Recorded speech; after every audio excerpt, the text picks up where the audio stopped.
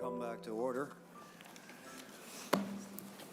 We were having a discussion with Senator Howe, who was considering some amendments, so we'll stay with Senator Howe for the moment. Senator Howe. Thank you, Chair Latz. And, you know, we had a discussion in transportation, and this amendment was actually offered in transportation, and it had a drafting error. And so I agreed as a favor to Chair Dibble to offer this amendment in Judiciary. So I hope you will allow it. Senator Howe, is it an amendment to a section of the bill that's within the Judiciary Committee's jurisdiction?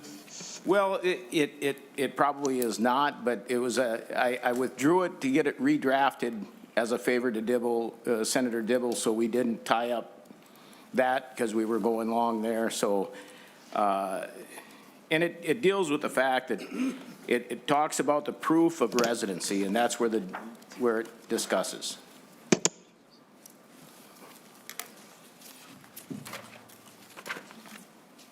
Senator Howe, could you give council the number of the amendment you're looking at so we can determine if it's something that... It would be the A2 amendment, Chair Latz.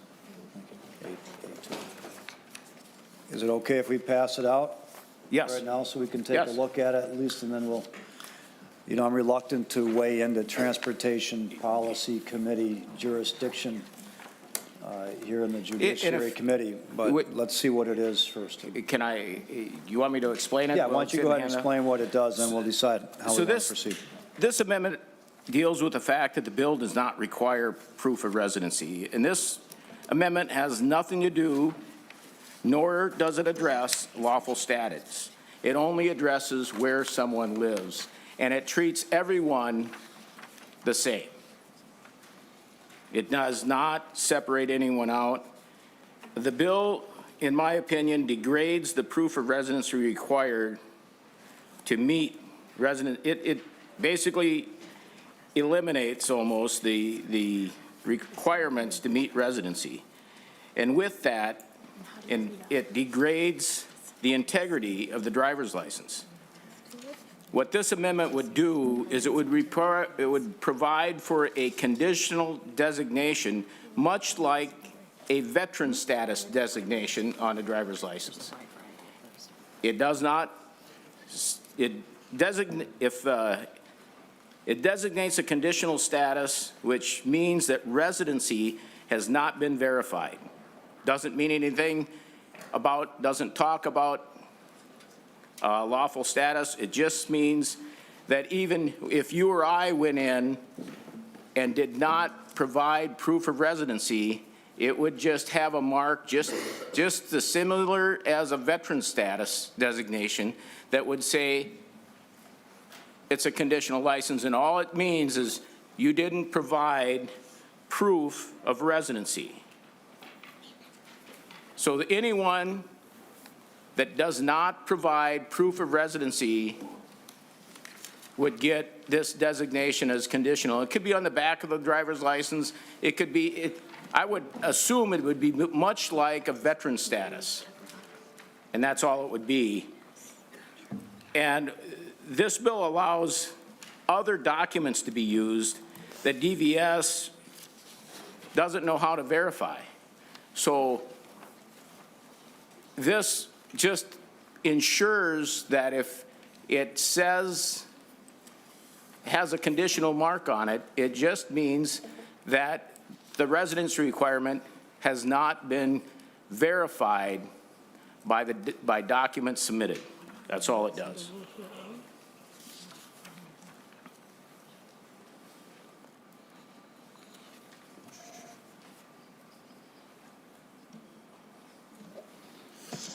So, Senator Howe, I don't know if this would require the bill go back to transportation or not, and I haven't talked with Senator Dibble about this. He did not mention this to me, and nor was I made aware ahead of today's hearing that you were planning to offer an amendment that really wasn't within Judiciary's jurisdiction.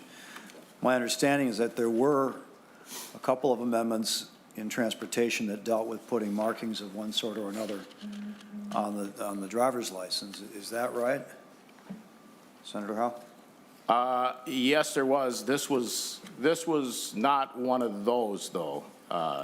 This does not change the way the driver's license looks. This just adds a designator on it, much like you'd find with a veteran status or needs eyeglass, corrective glasses, that type of thing. So it would not change the look. It would look the same as anybody else's driver's license. In fact, it wouldn't make any difference, Senator Latz, if you or I came in to get a driver's license and didn't provide proof of residency. It would affect us also. So, Senator Howe, I mean, I'll ask counsel this, but we don't have transportation counsel here with us either, so we're at a bit of a disadvantage. But if I go in to apply for a driver's license now, do I need to provide proof of residency? If you want you can get a, what is it, a conditional, not a conditional, but yeah, you can get any driver's license that doesn't have a, I'm not quite sure. I think you have to provide residency, except for this bill removes that requirement. So if I'm moving here from Wisconsin and I apply for a Minnesota driver's license, pretty sure I'd have to provide proof of residency myself. I mean, what you're saying is that the underlying bill here is stripping that requirement out for this group of applicants? Yeah, this bill just requires that you attest that you live in Minnesota. I thought didn't we change that to perjury? Well, you're saying that, yeah, if you don't live here, it's perjury, but. So your earlier amendment changed the attest to perjury, so whoever applies for a driver's license on penalty of perjury, which is a pretty serious crime, they would be stating that they are now a resident. And what you're trying to do is to add additional documentation of residency into the bill? No, I am not. Actually, all this does is, if all you do is attest or under the penalty of perjury, and you do not provide any documentation that it basically has a conditional status to it. All it would do, all the conditional would mean is that you didn't provide proof of residency.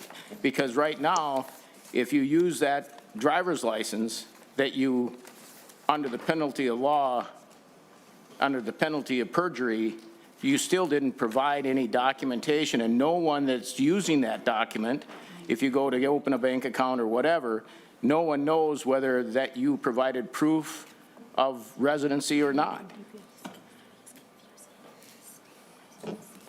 Well,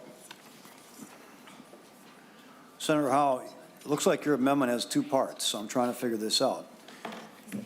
Line 1.2 deletes what we just changed to bring this into conformity with the Transportation Committee amendments. Line 3.17, everything after the parenthetical number 1, which we changed from attest to perjury. So you're deleting that whole line and inserting a residency documentation requirement. So that's a pretty substantial difference from what transportation sent to us. And then it appears that you're also adding requirements that if they don't provide that documentation, that there be a marking on the plastic license that says it's conditional. Am I understanding that correct, Senator Howe? I believe you have it right, but I do believe that with the current status that we are faced with, with DVS, you're asking right now, in my opinion, for a deputy register out there in Long Prairie, Minnesota, to look at foreign documents and say, you're okay, you're a resident.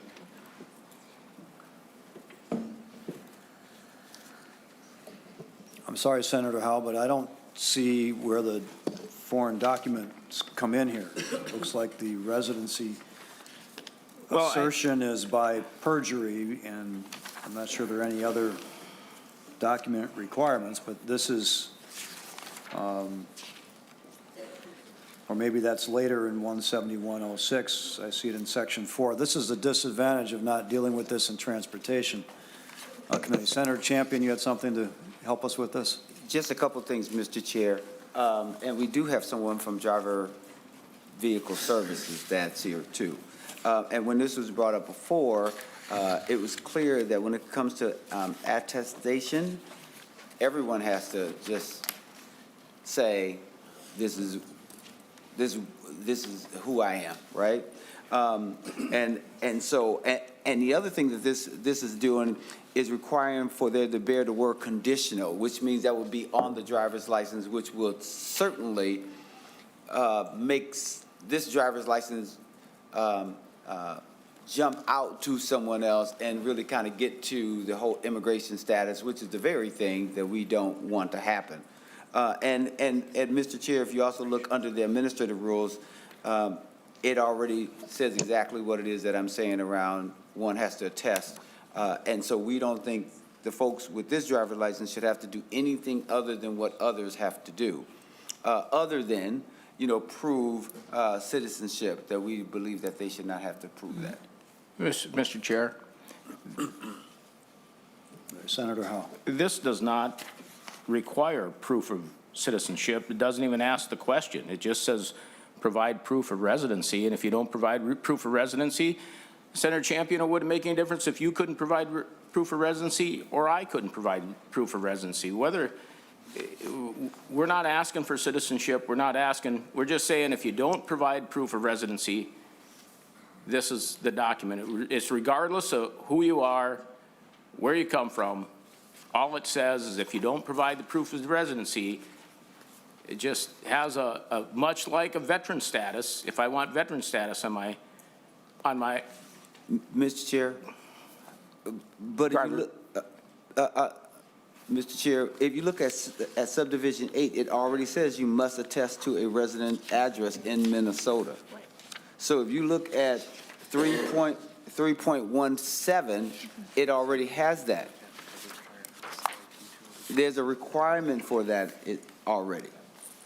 And then here's the second thing. Mr. Chair, I was just pointing you to 3.17, which says that a person who applies for a non-compliant driver's license or identification card must attest to residence address in Minnesota. That's already there. The other thing that he is attempting to do, even though it's already there, is the word conditional, which is the other piece that I have some consternation around. So, members, this sounds like a quintessential Transportation Committee issue relating to requirements for qualifying for the driver's license issuance. The portion before our committee has to do with data. Yes, right. And surrounding the use of the data. So, Senator Howe, either I'm going to recommend that we just vote this down, and we'll go to a vote right now, because frankly, I'm really uncomfortable trying to bring transportation policy decisions before us. You just came from Transportation Committee. That was the place to deal with it, and with all due respect, it's not our job to clean up drafting errors and amendments that were or were not offered in the Transportation Committee. Or you can withdraw the amendment, and if you want to deal with it on the floor, you can deal with it on the floor. I'll withdraw the amendment, Senator Latz. Thank you. Senator Howe, did you have another amendment? You'd indicated you might have a few. I do, Senator Latz, and this was also an amendment offered in transportation. It had House language in it, but it also had some additional language in it, and I think we had this discussion, and it appeared that we were kind of conflicted that you wanted to take some of it. We had a discussion. It looked like you were interested in working with me on the amendment, so I withdrew it. I withdrew the amendment, and Who are you referring to as you? I'm talking to Senator Mohammed. All right. The author. Just for the record is clear, because I don't remember having this conversation with you. No, Senator Lance, we didn't. It was with Senator Mohammed and I during during the Transportation Committee. I withdrew it. Staff reached out to the author's staff regarding getting together. We didn't get together, didn't hear anything back. So that's why I offer the amendment here. And what the amendment does, and the amendment... Senator Howe, why don't you give us the amendment number? We can distribute it. I don't know if And then you can describe it. And I'm also going to ask, is this another one which is wholly within the province of the Transportation Committee? Part of it, no. It's actually, some of it is in this bill in the Judiciary, and part of it is probably a little bit out. But this deals with, it's the A7. Can you give us the amendment number? It's the A7. The A7? Yes. All right, staff will distribute the A7 amendment, and then give us a second to distribute it so we can look at it while you're describing it. So Just a moment, Senator Howe.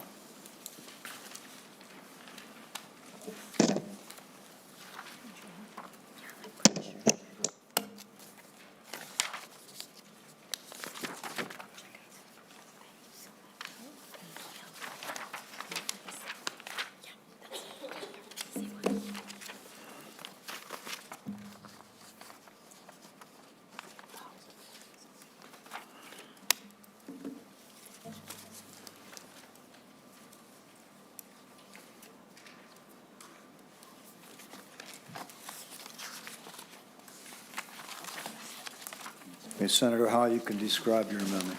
So, Chair Latz, I'll move the A7 amendment.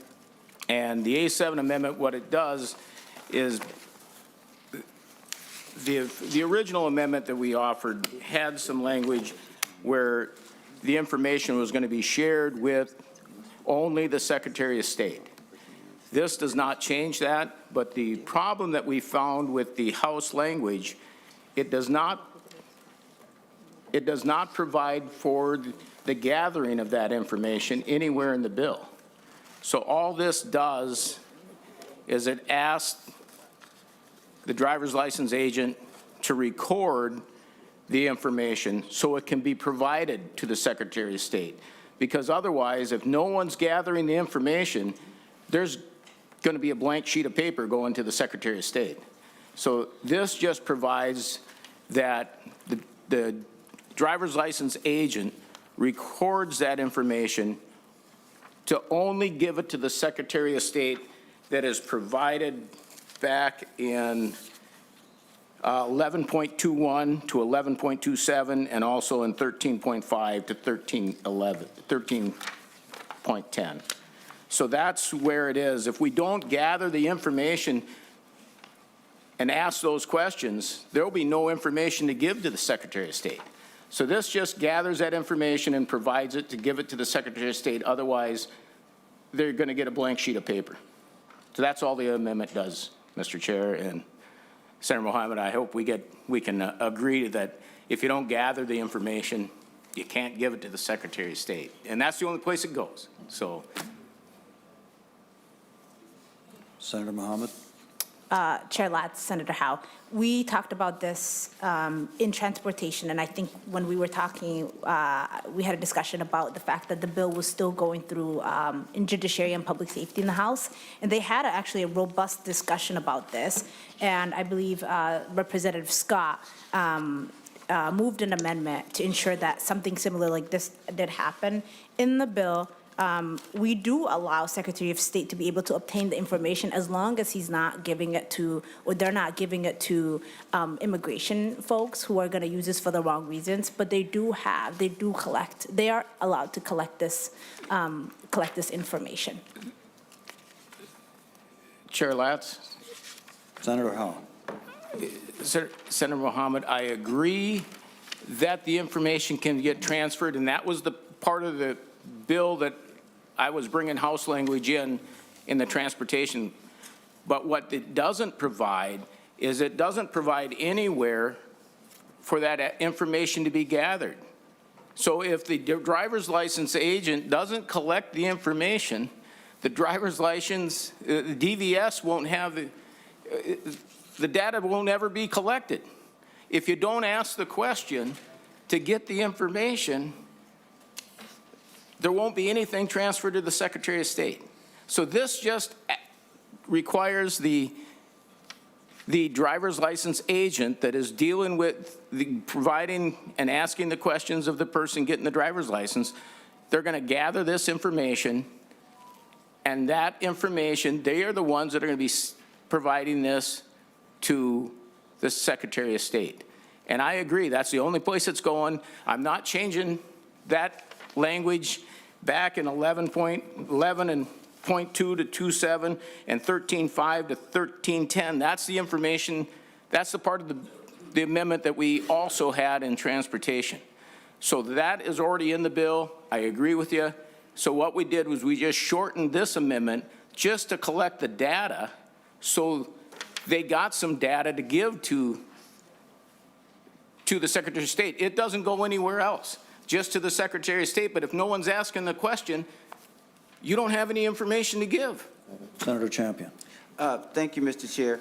Mr. Chair, this issue really is already addressed. If you look at subdivision 11, namely 12.29 all the way to the end, it talks about, for the purpose of this section, immigration status means data on individuals who have applied for or been issued a non-compliant driver's license or identification card, and that indicate or otherwise have the effect of identifying whether the individual has demonstrated United States citizenship or whether the individual has demonstrated lawful presence in the United States.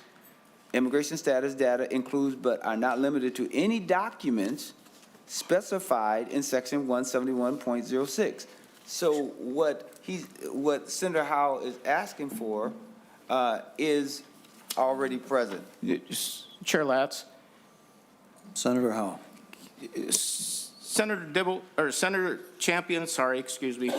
Can you tell me where it says who's collecting any data?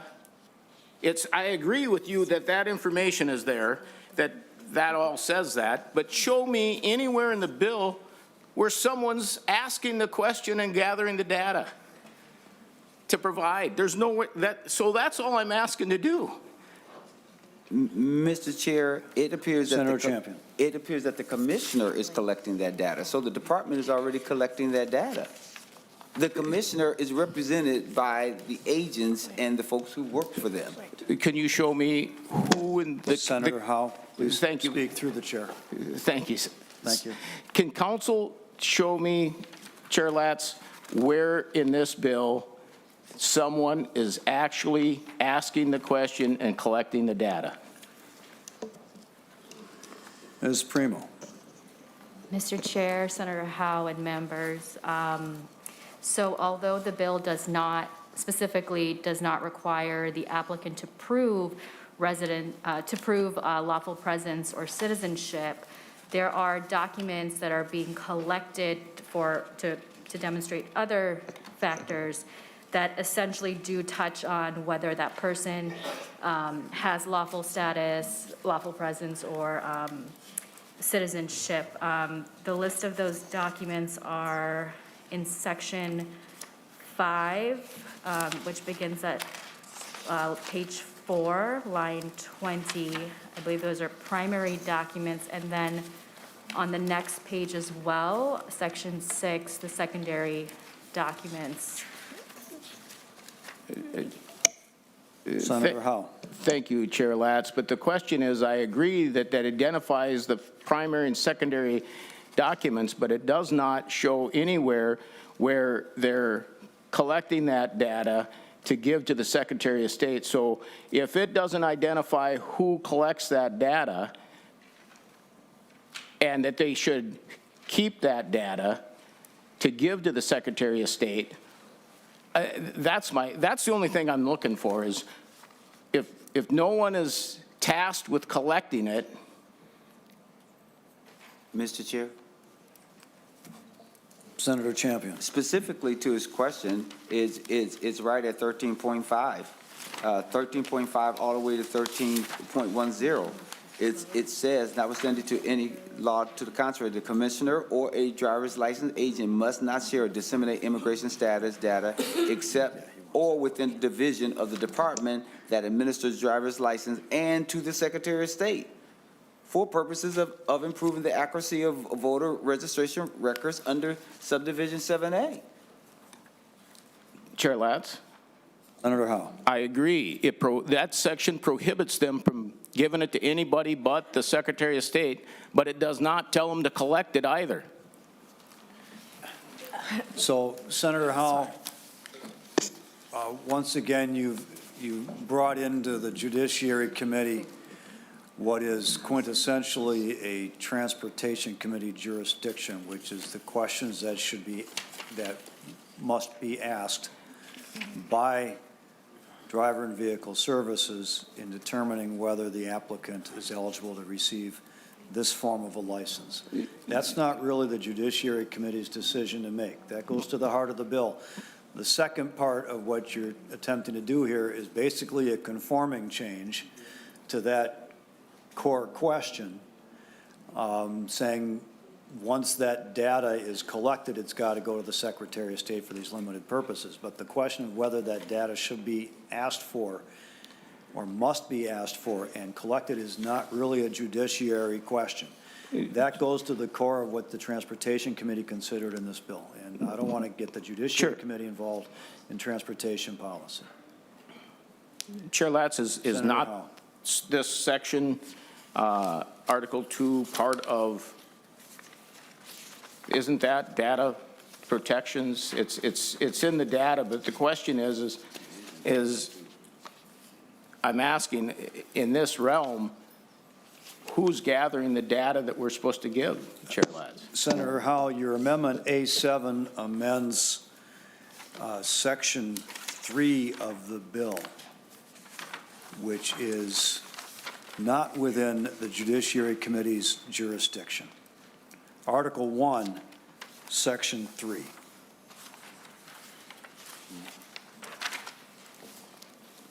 So I think, once again, I'm going to either ask you to withdraw the amendment, or I'm just going to ask the committee to simply vote the amendment down. You want to deal with this on the floor or talk further with the Transportation Committee Chair and the chief author of the bill? Of course, that's your prerogative. But we're here in Judiciary Committee today, and this is not the appropriate place for an amendment of this nature to be considered or decided. We don't have the expertise on this. Well, that's disappointing that I thought we had some agreement with this in the previous, but with that, I'll withdraw the amendment. All right, Mr. Senator Chair. Howe withdraws the A7 amendment. Senator Limmer. Thank you, Mr. Chairman. A little different direction. As I'm reading the bill, this new driver license, does it appear different than an existing driver license for residents? Senator Mohammed.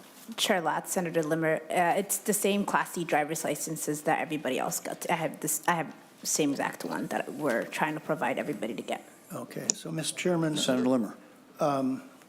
Senator Mohammed, so you're telling me that it's not considered a conditional license? It has no designation or indication that it would be for people that are not residents here, nor does it have a different appearance in format or in color, a color bar or anything on it like that? Senator Mohammed. Chair Latz, Senator Limmer, it does not have any markings on it. No, it's what we're trying to do is reinstate the law that we had prior to 2003, which allowed everybody to be able to get Class D driver's licenses regardless of their status here. Senator Limmer. Thank you. I have a concern about people who may use this identity in order to vote. And I would think it would be rather confusing for an election official to determine whether or not someone's going to cast a vote when they're not a citizen. So tell me how an election official would define the difference. Senator Limmer, before she answers, let me add, if someone were to use their identity to vote when they are not a citizen of the United States, that would be a knowing felony violation of our election laws, and they would probably become immediately deportable were they to be found out. So my guess is that the likelihood of anyone attempting to do that is extraordinarily low. But Senator Mohammed, if you have anything to add. Chair Latz, Senator Limmer, you answered that absolutely correctly. There are also people who are residents here in Minnesota and across the country who are immigrants who hold a green card, and so they're legally here, but they're not citizens. Therefore, they don't, they're not citizens and they're not allowed to vote. Those folks can get the same Class C driver's licenses as everybody else, and they don't use it to vote because they're not supposed to do that. Mr. Chair, Senator Limmer. we have a lot of laws in our statute books that tell us what activity may be illegal, but nevertheless, people break the law all the time. So just because it states that it's an illegal act to improperly vote as a non-citizen, I would tend to think that that just might happen. And so, knowing the experience of other statutes that we have on our book, I want to move to another question, Mr. Chairman. Senator Limmer, before you do, if I may, I had something to add, and Senator Verbaeten also had something to add. Okay. The data, the evidence actually shows that people who are not lawful residents of the United States have a much lower level of commission of crimes than those who are lawful residents, and especially those who are citizens, for precisely the reason that I explained earlier. They are doing everything they can to avoid contact with law enforcement and with the authorities. They do not want to be deported. And if they even get arrested and end up in a jail and on a jail roster, ICE reads those jail rosters daily, and they look for names that they think are suspicious and try to determine if they are lawful residents. So just being arrested and spending an overnight in a jail could result in someone being deported.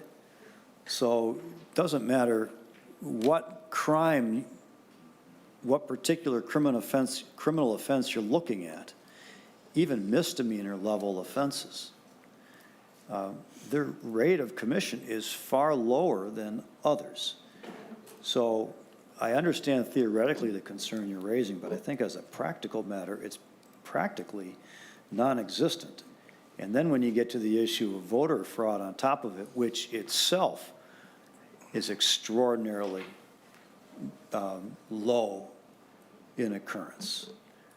The incidence of voter fraud in Minnesota, people trying to impersonate someone else so they can go in and vote, is also practically non-existent. And when it happens that someone attempts to vote when they are identifying themselves as themselves, but they don't have voter status, that is, has been mentioned earlier, is usually a mistake of some sort and not a knowing violation.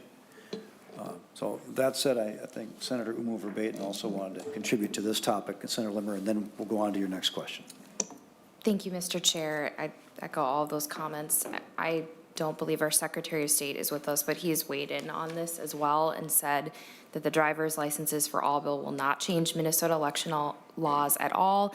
Many people who are ineligible to vote, like green card holders or 16-year-olds, already have driver's licenses. For that reason, driver's licenses are not used as proof of citizenship. I'll also just add that because a driver's license is not required to register to vote, I mean, there's other methods people would use if they were attempting to do so. So I don't think that makes a difference in this context.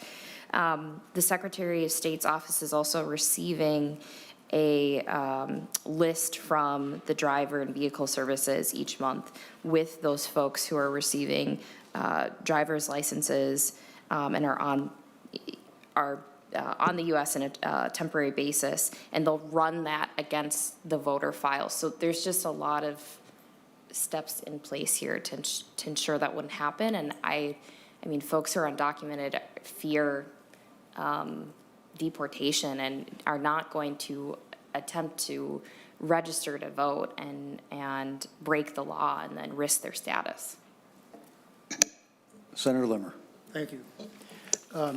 On that point, I know that there's other pieces of legislation that we're considering this year, namely automatic voter registration based on the issuance of a driver license. So how would that process protect our election franchise and without a designation? Does anyone know what that other proposed legislation even does?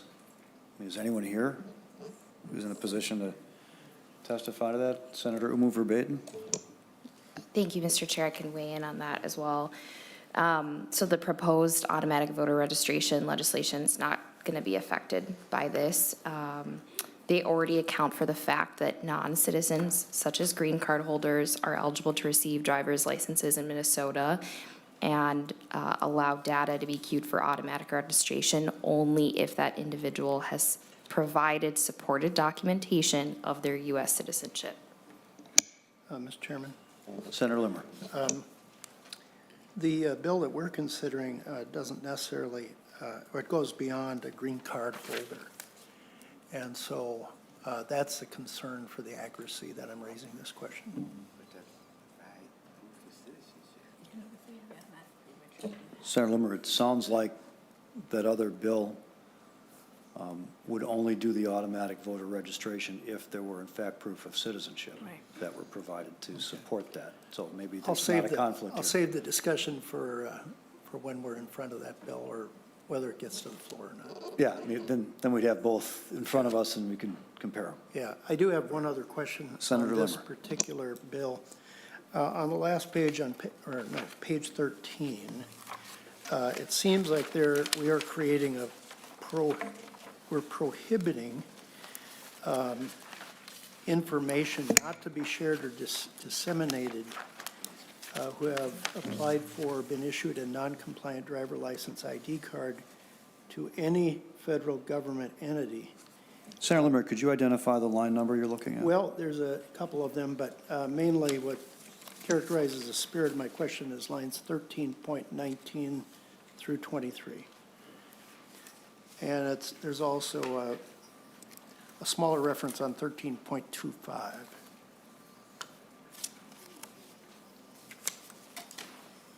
We're prohibiting anyone from giving, or any state government official to give any information to the federal government regarding agencies that enforce immigration law. So if this is passed into law, are we violating the law by not sharing that information with a federal immigration official? Senator Limmer, this is suspiciously similar to a question I raised at an earlier conversation that I had with some others on this, but I think we have an answer to that for you. I don't know if council has that, or maybe Chief Author does, or I can give you my answer. Ms. Primo. Mr. Chair and members, I believe that DPS may have also testified, or I don't know if they're present, but the current law provisions that authorize data sharing with federal entities are not affected by this language. And if you go back to section,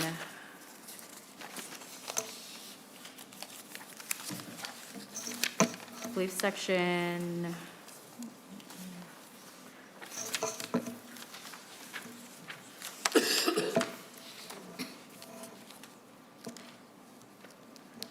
Section 3, there are current law authorizations for data sharing, and that remains in place. And my understanding is that those entities are not entities that primarily enforce civil immigration. There's currently not a sharing authorization between DVS, DPS, and one of those types of entities. And Senator Limmer, what I was informed is that there is no federal law that mandates the sharing of this information. And so there is not a conflict between the states not sharing it with a federal law.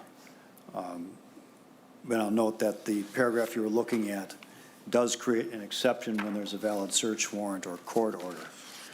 So if that would become a mandate, then of course the state would have to comply with it. So, Mr. Chairman, if I can put your focus on lines 13.25 where it says government entity, does this prohibit a sheriff to not inform federal officials of an individual's immigration status?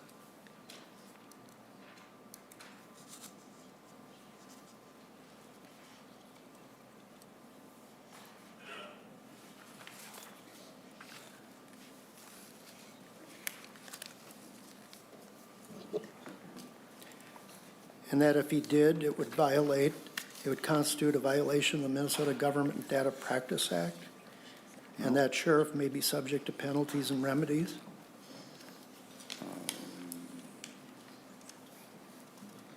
Well, Senator Limmer, that provision applies to violation of this subdivision, which is subdivision 11, starting on line 12.29, which is part of section 171.12, which is data privacy relating to driver's license application data, I believe. So unless the sheriff is taking driver's license applications, they're probably not going to come into the knowledge of the data that is collected pursuant to that statute. If they did and disclosed it, yeah, then they'd be violating the Data Practices Act. But I don't think sheriffs are involved in any way, shape, or form in 171.12 activities. Maybe council can verify if my understanding is correct. I don't have 171.12 in front of me, but I will in a moment.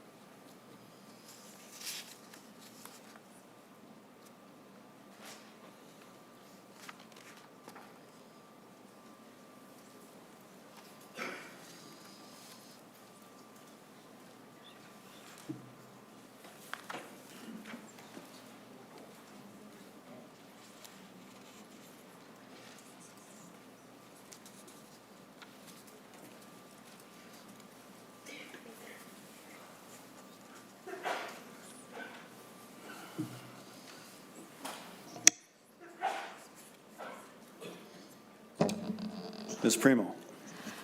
Mr. Chair and members, I believe that there are two things in this bill that sort of work together. So looking at page 12, a data requester is required to sign a certification. Page 12, beginning at line 11. And that certification essentially subjects the requesting party to the penalties and remedies in Chapter 13. And so if a law enforcement agency obtained this specific data through this process, through directly from the DPS, DVS, MinDrive system, then they would be subject to that penalty. However, if the law enforcement agency obtained the same data through their own investigative process, that would not be captured under this statute, because that would fall under section 13.82, which governs law enforcement data.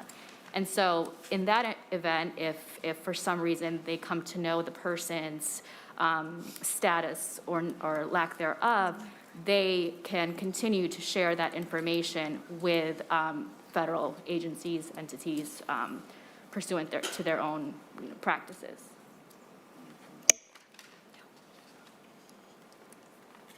Mr. Chairman. Senator Limmer. So in short, you're saying there's no conflict between the two provisions? Ms. Primo.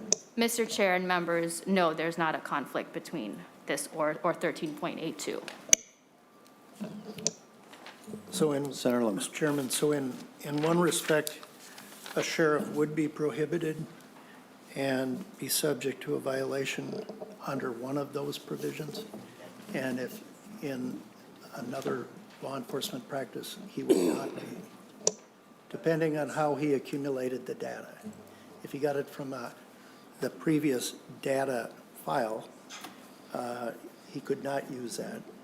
If they did it, if they discovered it in their own investigation or tripped into that information, they could in fact use it.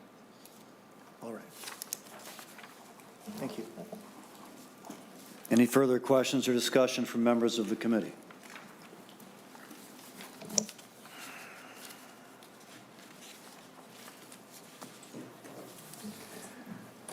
All right.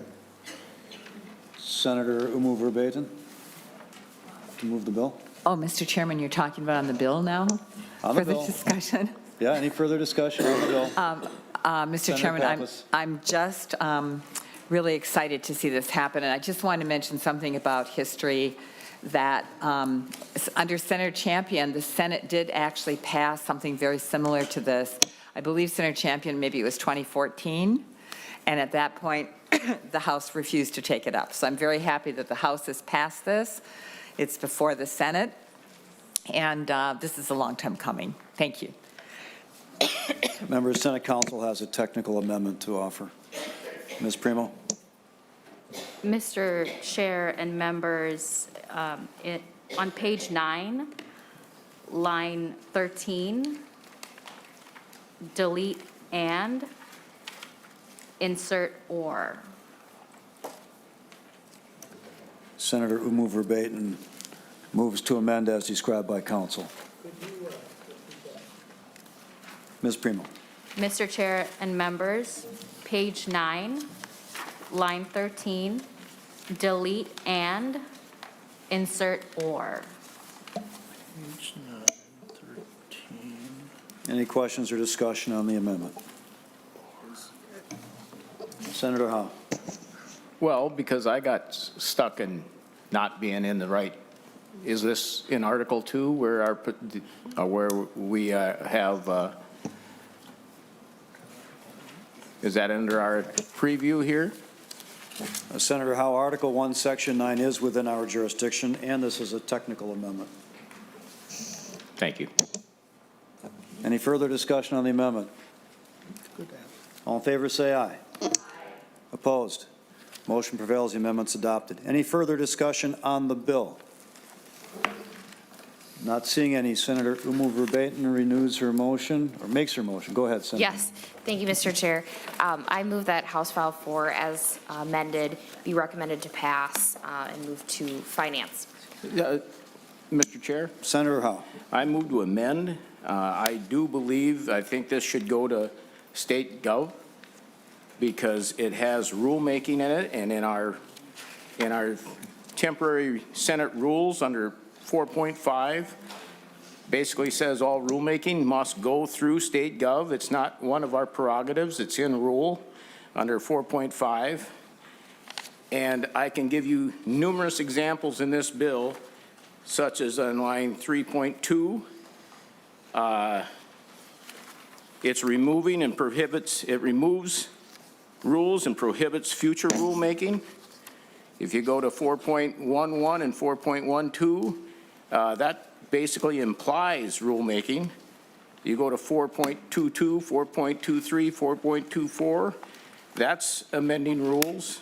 If you go to 5.7, that's amending rules. Mr. Chair, I don't think that Judiciary should be the committee where we don't follow Senate rules. We can keep going. We can go to 9.23, repeals a ban on rulemaking.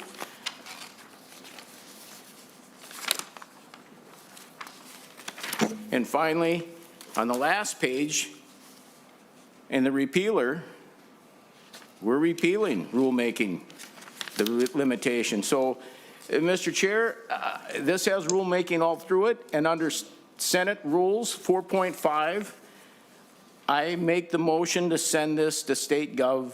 So they may just pick it up and say it's good and move it out, but this under Senate rule must go to state gov because they are the committee that has the purview of rulemaking, Mr. Chair. I'm going to ask if the State Government Committee has requested to see this bill. I'm informed by staff that they have not made the request. Mr. Chair, Senator Howe. I don't think we have the prerogative or whether they have to ask. Senate rules say it has to go there.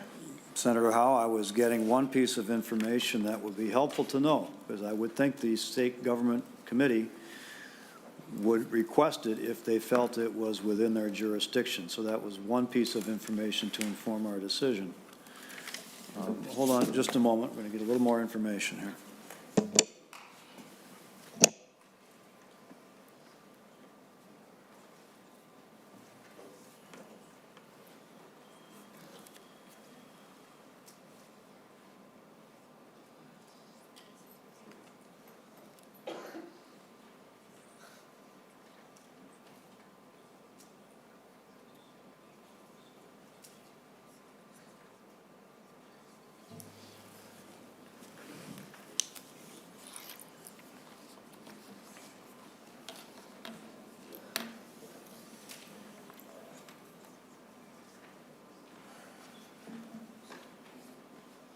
Mr. Chair.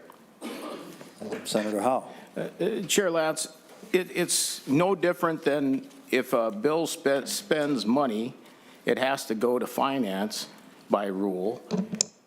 This is the same rule, and whether the chair requests it or not, we should follow the rules of the Senate.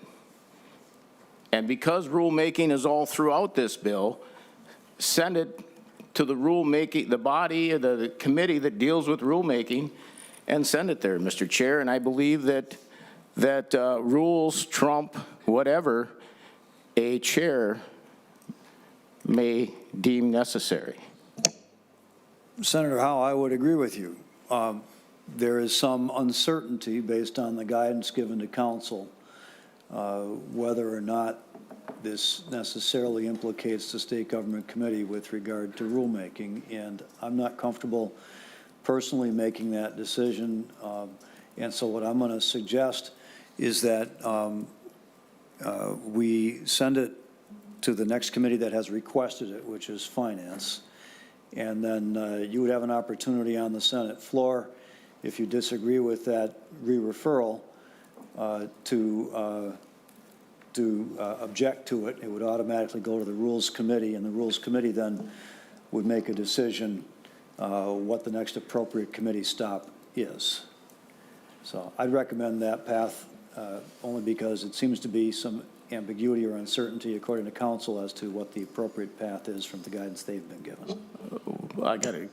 Can I ask a question of staff? Senator Howe, you may ask a question of staff, of course. Thank you, Chair Latz, and correct me if I'm wrong, did I not list, is there not rulemaking throughout this bill? Are there not sections upon sections that specifically call out rulemaking, or did I make a mistake? Mr. Chair Ms. Frano.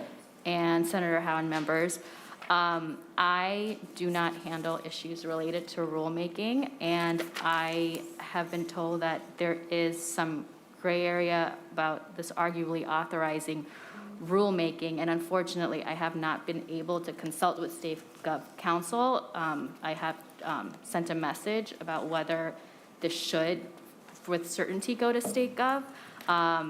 So I can't provide the committee with a clear answer, but you are correct in terms of the rule and procedure of the Senate, that if it does authorize rulemaking, it should go to State Gov. Well, Senator Howe. Thank you, Chair Latz. It doesn't only say if it provides for rulemaking, which this does, it also, if it repeals, if it deals with rulemaking, it needs to go there. And it does repeal, it does imply. So if it deals with rulemaking or amends rulemaking, it should go there. Thank you, Mr. Chair. Senator Howe is moving to amend Senator Umu Verbatim's motion to change the re-referral from the Finance Committee to the State Government Committee. Mr. Chairman. There's been a roll call requested. There will be a roll call. Senator Pappas. Mr. Chairman, just a third alternative to muddy the waters. I mean, you could lay it over temporarily since we have another bill until we can get a hold of the Senate counsel from GovOp and get some clarification. That's one other option, Mr. Chairman.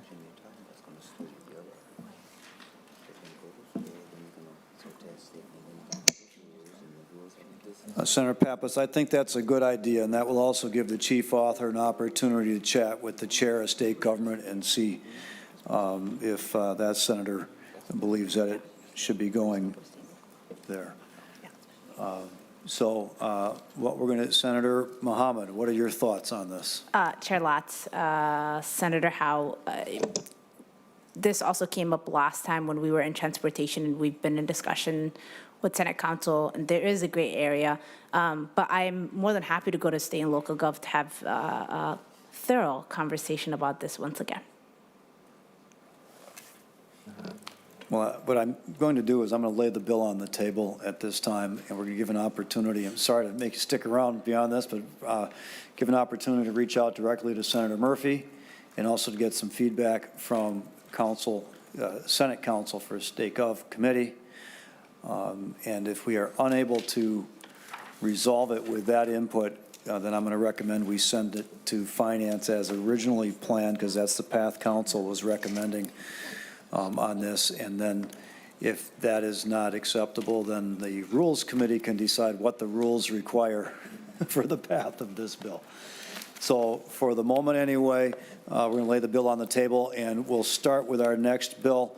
But when we have the answers that we need to make a decision on this point, we will interrupt the other bill, and we'll come back to this. So we're not going to make anyone wait around for this bill until the end of the day. Thank you. All right. House File 4 is laid on the table.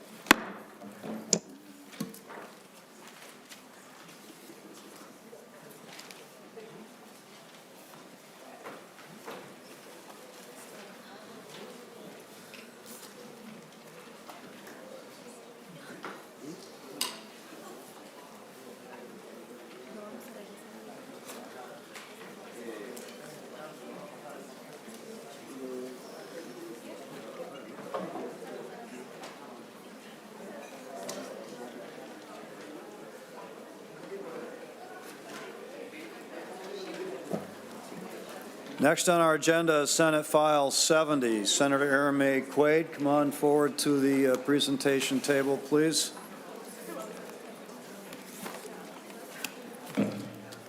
We're going to take a moment, at least one of your testifiers will be doing so by Zoom. We want to get that link established.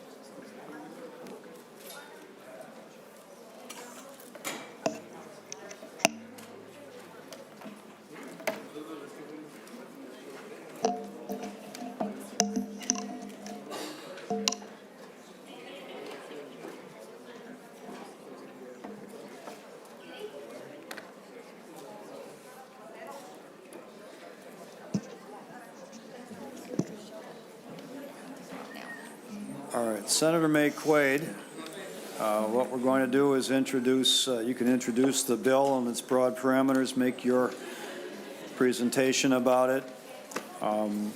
We will invite other testifiers to make their presentation, and then we can walk through a detail of the bill. So why don't we go ahead? Senate File 70 is before the committee. Chief Author, Senator Maye Quade. Senator McQuaid.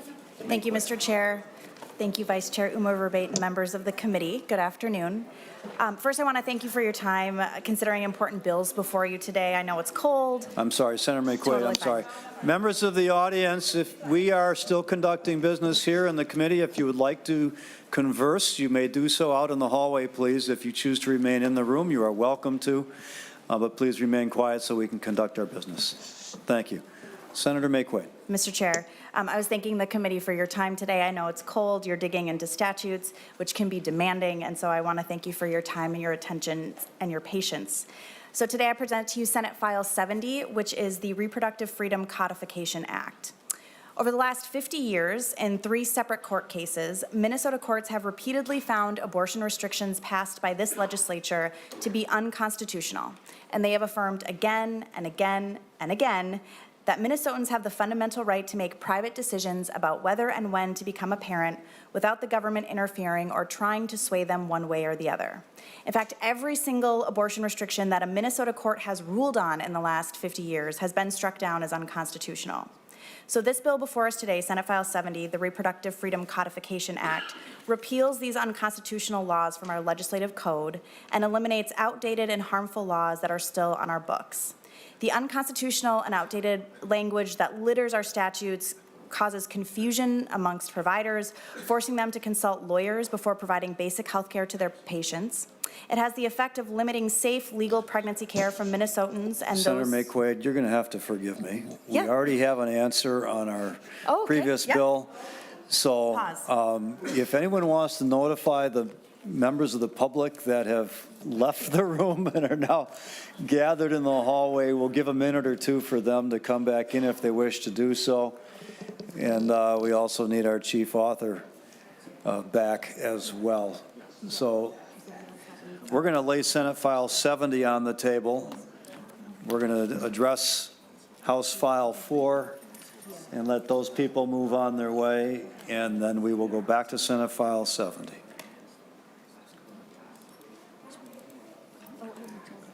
I see some staff from the committee are notifying the folks in the hallway to come back in for House File 4.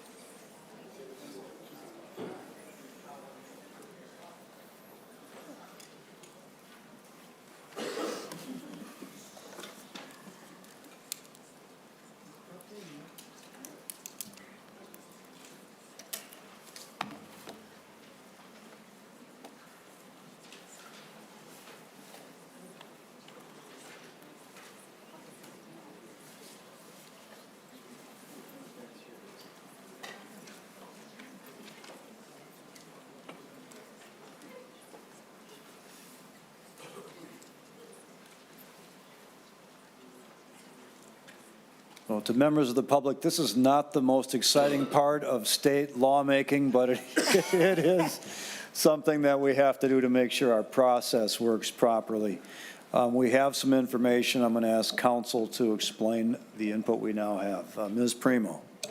Mr. Chair and members, I apologize, I was not tracking the re-referral issue on House File 4, and State Gov Council was occupied, but she just got back to me and says that, yes, this bill does need to go to state government.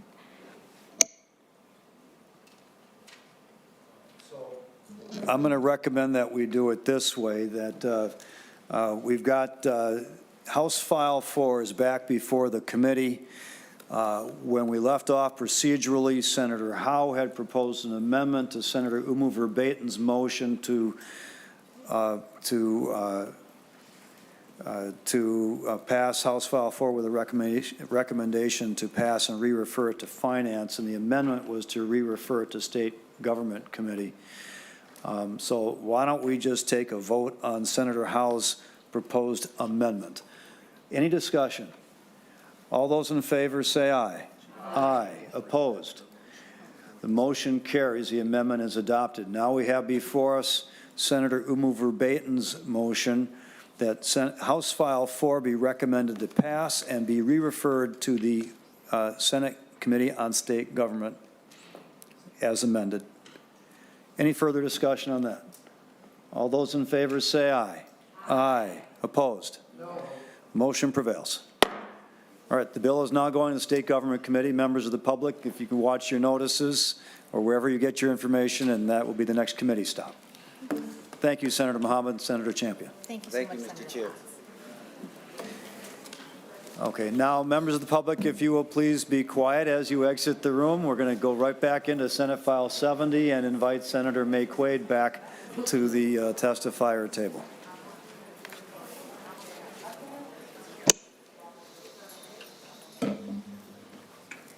Mr. Chair, Senator Maye Quade, would you prefer I start at the beginning or where I left off? I think you should start back at the beginning. It was only a few moments, and it will help us lay the foundation once again. Whenever you are ready, go ahead, Senator. Thank you. Do we need to move my amendment? If you would like to do the amendment before we go any further, yes. This is not the first stop Correct. for this, so we will have to have an explanation of the amendment. If it, I don't think it's in our packets, so it is in the packets? Okay, it's not in my packet unless I missed it.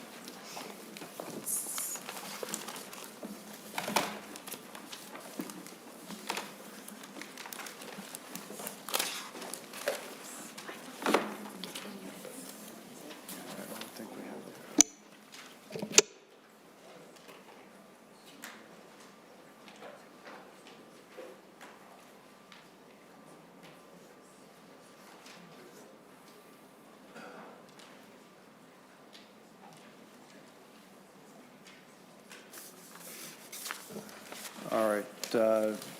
We need to make copies of the amendment for distribution to the committee. So Senator Maye Quade, why don't you go ahead and describe your bill? And Sure. then when we're ready, we can deal with the amendment. Sounds great. Thank you, Mr. Chair. Members, thank you again for your time, your attention, your patience on this cold and long day. I present to you Senate File 70, the Reproductive Freedom Codification Act. Over the last 50 years, in 3 separate court cases, Minnesota's courts have found repeatedly that abortion restrictions passed by this legislature are unconstitutional, and they have affirmed again and again and again that Minnesotans have the fundamental right to make private decisions about whether and when to become a parent without the government interfering or trying to sway them one way or the other. In fact, every single abortion restriction that a Minnesota court has ruled on in the last 50 years has been struck down as unconstitutional. So this bill, Senate File 70, the Reproductive Freedom Codification Act, repeals these unconstitutional laws from our legislative code and eliminates outdated and harmful laws that are still on our books. This language litters our statute books and causes confusion amongst providers, forcing them to consult lawyers before providing basic health care to their patients.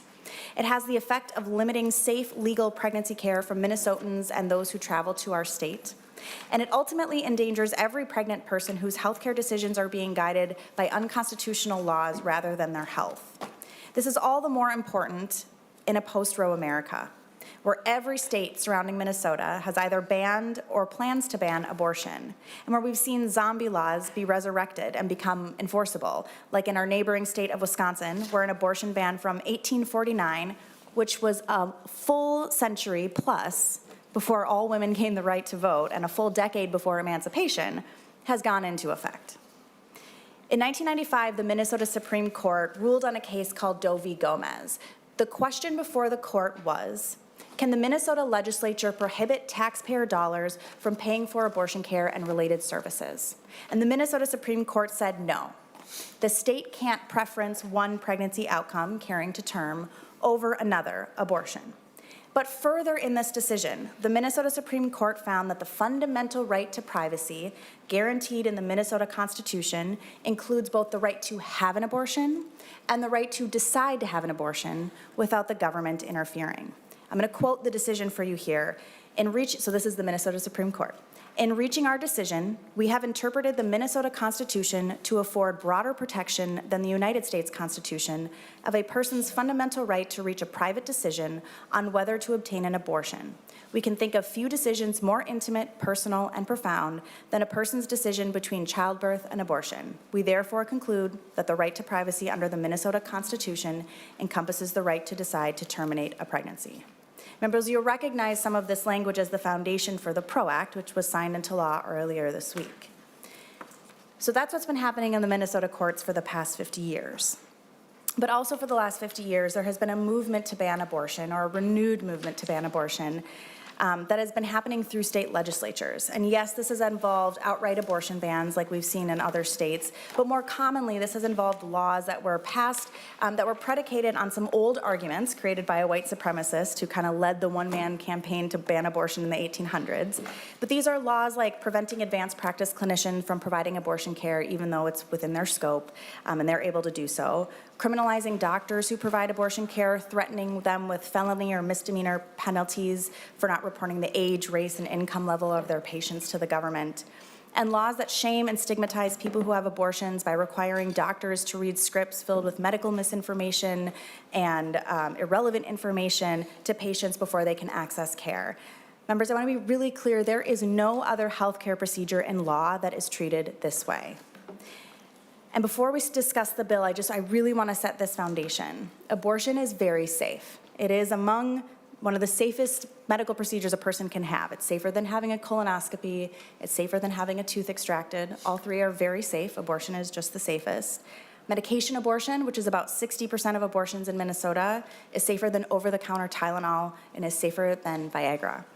Having an abortion is 14 times safer than giving birth. That's on average, and that's not the statistic for Black women and people with uteruses. The statistic is much higher because of the high rates of maternal mortality and morbidity among Black women and femmes. Abortion is common, okay? So 1 in 4 people with uteruses will have an abortion in their lifetime. 2/3 of Minnesotans who have abortions are already parents, and I really want to say that again. 2/3 of Minnesotans who have abortions are already parents. They are very, very intimately aware of what pregnancy and labor and delivery, birth, and raising a family entails. About 95% of abortions in Minnesota happen in the first trimester, and many people who have abortions are partnered or married and make decisions about abortion care or carrying a pregnancy to term with their loved ones and families. And third, and I think I've really hammered this home, but I'll just say it, abortion is health care. Abortion care is part of pregnancy care, and every pregnant person that does not have access to the full spectrum of pregnancy care, including abortion care, is in more danger. Researchers have found that if abortion is banned throughout the United States, the overall number of maternal deaths would rise by 24%. This number is obviously worse for Black Americans. The death rate would rise by 39%. And we've already seen states that have banned or severely limited access to abortion. They have higher rates of maternal mortality and morbidity, higher rates of poverty, and worsening economic insecurity among families. So abortion is safe, it is common, and it is healthcare. And so with the Reproductive Freedom Codification Act before us, we have the ability to remove unconstitutional laws from our books, remove the confusion that exists, and restore patients' ability to have their healthcare decisions be guided by their health and not the members of this chamber. And I ask for your support. Thank you. All right, so we have the A10 amendment has now been distributed. But what I guess I'll ask you for guidance on this as the chief author, Senator Maye Quade. Do you think it'd be more helpful to go through the bill's explanation first and then deal with the amendment? Because it's not an author's amendment, we will need to understand all the workings of the amendment before we vote on it. And I also understand you may have some testifiers with you, and we could do the testifiers first and then go through the bill and deal with the process that way, if you like. We certainly can, and I'll leave it to you, Mr. Chair. It's your committee. Can I make one note? Of course, Senator Maye Quade. Part of this amendment, so lines 1.3, 1.4, 1.5, and 1.7, they were part of an author's amendment in the Health and Human Services Committee where this bill was first heard. It was adopted by the committee. It was not noted in the committee report, and so when we adopted the reports on the floor, it was not engrossed. So I am fine having the discussion about the amendment. I just want you to know that that had already been adopted. It just didn't get engrossed, so it was a mistake.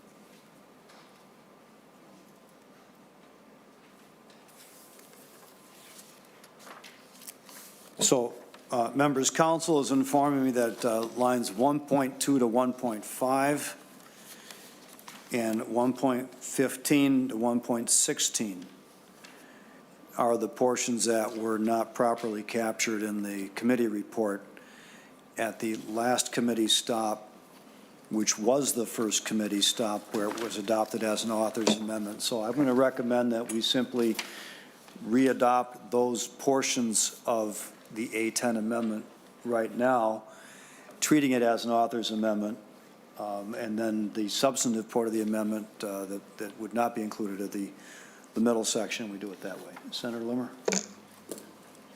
Mr. Chairman, I personally would like to know what these things mean. We are not the committee of original jurisdiction. I'm uncomfortable with voting on that without a proper description. All right, Senator Limmer, if you're raising the objection, that's fine. Then we will deal with the amendment after we hear our testifiers and get into the substance of the bill itself. Senator Maye Quade. Thank you, Mr. Chair. I think we can go to our testifier who's online first. Okay. Online.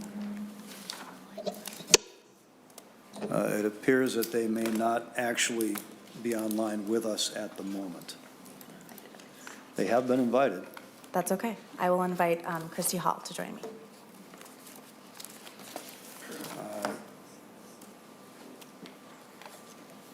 So please come on forward. I didn't get your name, I'm sorry. Christy Hall? All right, Ms. Hall, welcome to the Senate Judiciary Committee. Go ahead and state your full name for the record and proceed with your testimony. Good afternoon, Chair Latz, members of the committee. My name is Christy Hall, and I'm the Senior Staff Attorney at Gender Justice, and I'm here today to urge passing SF 70.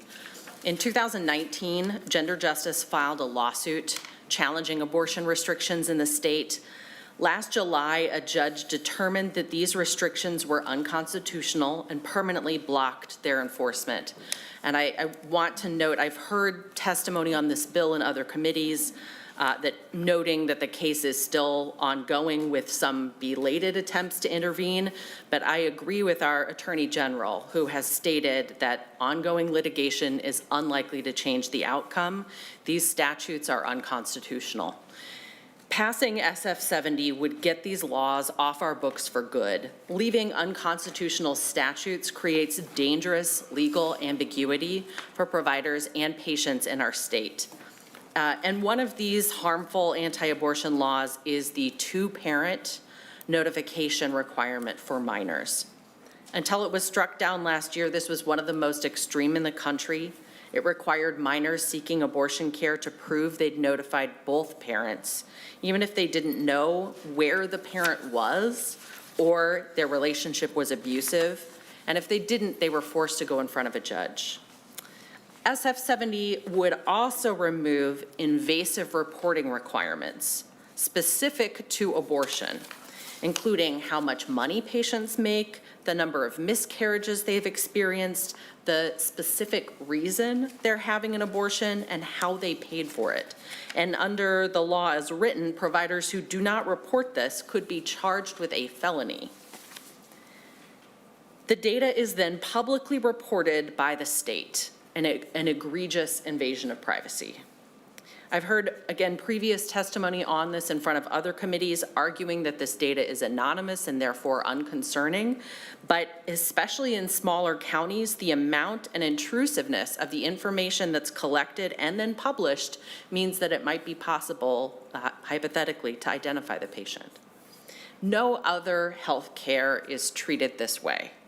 The truth is, public health researchers are able to get the information they need about abortions in Minnesota the same way that they get data about any other medical care that Minnesotans receive.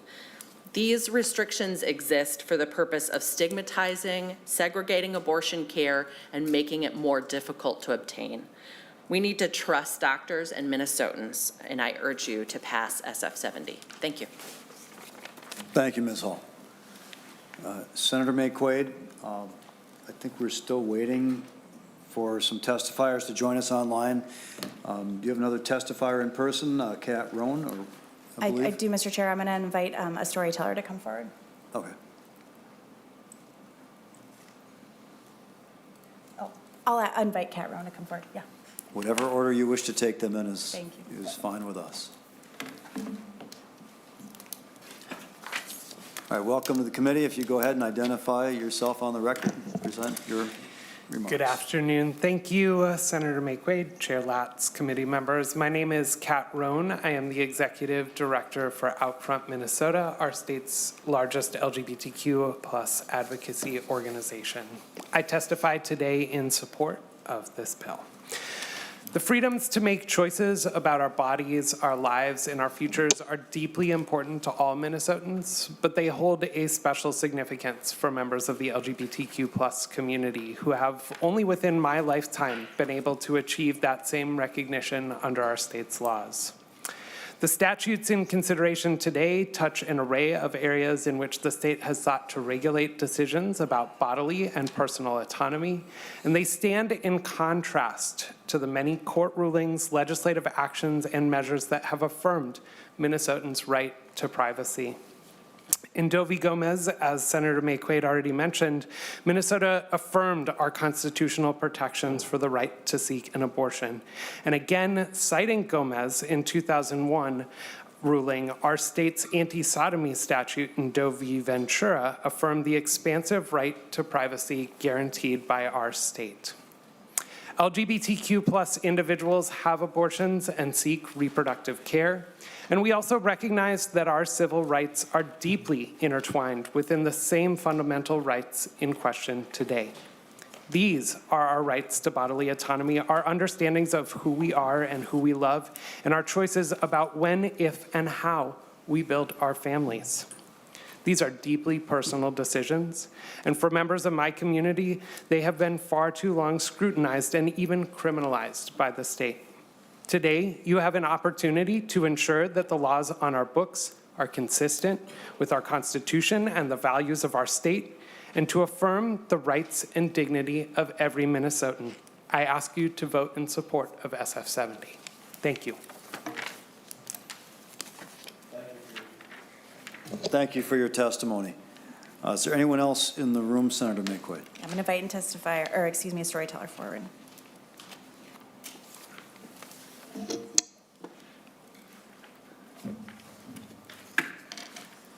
Thank you. Could you please go ahead and state your full name and give us your remarks? Yes, thank you. Members of the committee, Mr. Chair, my name is Bethany Winkles, and I'm here as a private citizen to testify in support of SF 70.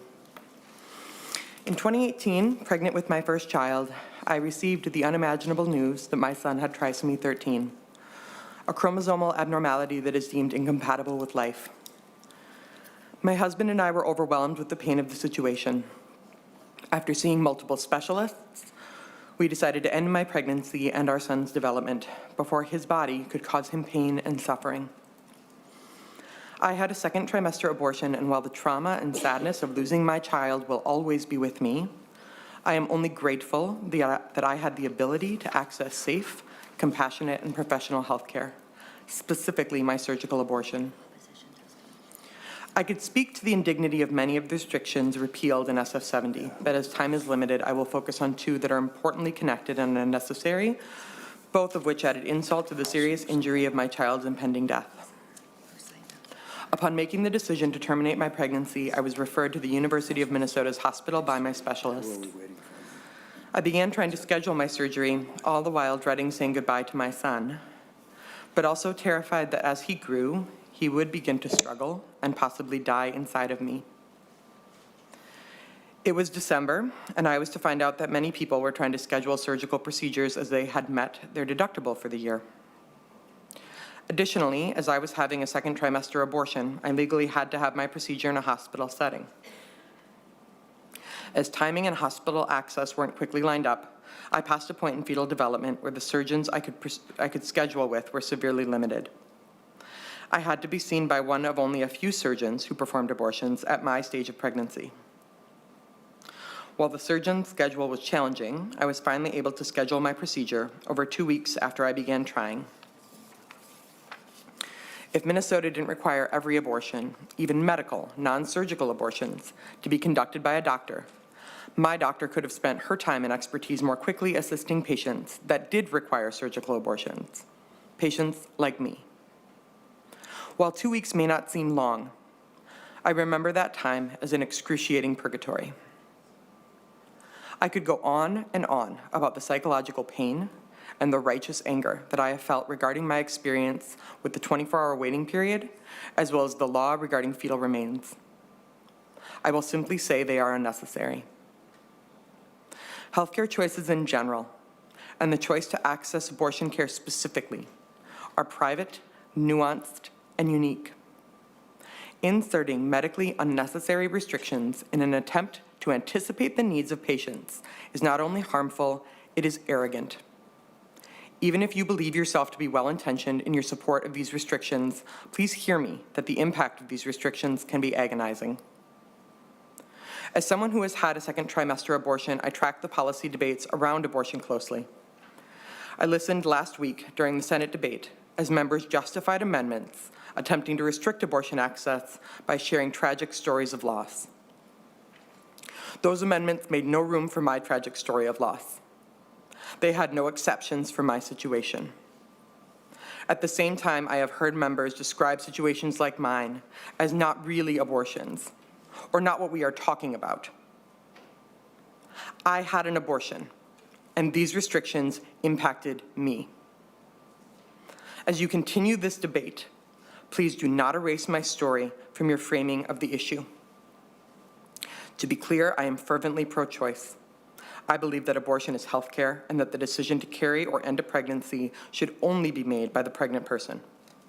The input from medical professionals and their chosen loved ones should influence their choices, not governmental restrictions that are medically unnecessary.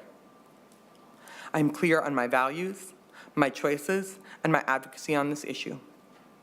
I'm here today for myself, my family, for my daughters who are growing up in this state, and for my son Robin, who is with me every day. Please vote to support SF 70 for all of us.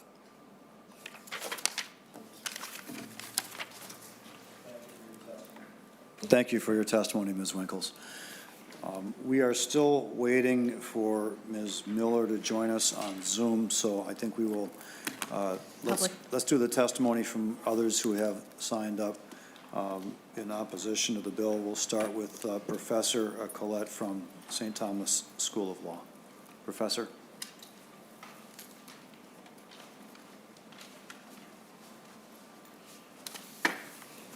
Welcome back to the committee, Professor. Good to have you here. Please proceed. Thank you, Mr. Chairman. Give us your name for the record and go ahead. And I'd also like to thank the committee administrator for her willingness to allow a substitution so that I could speak. I appreciate it very much, the courtesy that was extended. Members of the committee, I'm here to speak to a couple of important points. Number one, Ms. Hall has already testified today of her confidence in winning the case, Dovey, Minnesota, if in fact we are allowed to intervene, and noted that the Attorney General had shared her opinion. That is completely unsurprising since, as the trial court noted 12 times in his opinion, the Attorney General and other government defendants, including the governor, presented no evidence on key factual questions in the case. If someone shows up to a gunfight, not even with a knife, but simply with a target marked on their chest, it's not surprising if they lose. In this instance, that's exactly what happened to my client. My client represents a growing group of Minnesota mothers in this state, all of whom have minor daughters, all of whom are concerned about the ability to consult with their daughters should their daughters become pregnant. It is a known fact that, on average, men that have sex with girls that are age 14 or younger, or at least 5 years older than that girl, and introducing a young girl to sex at that stage will, in fact, harm her for the rest of her life.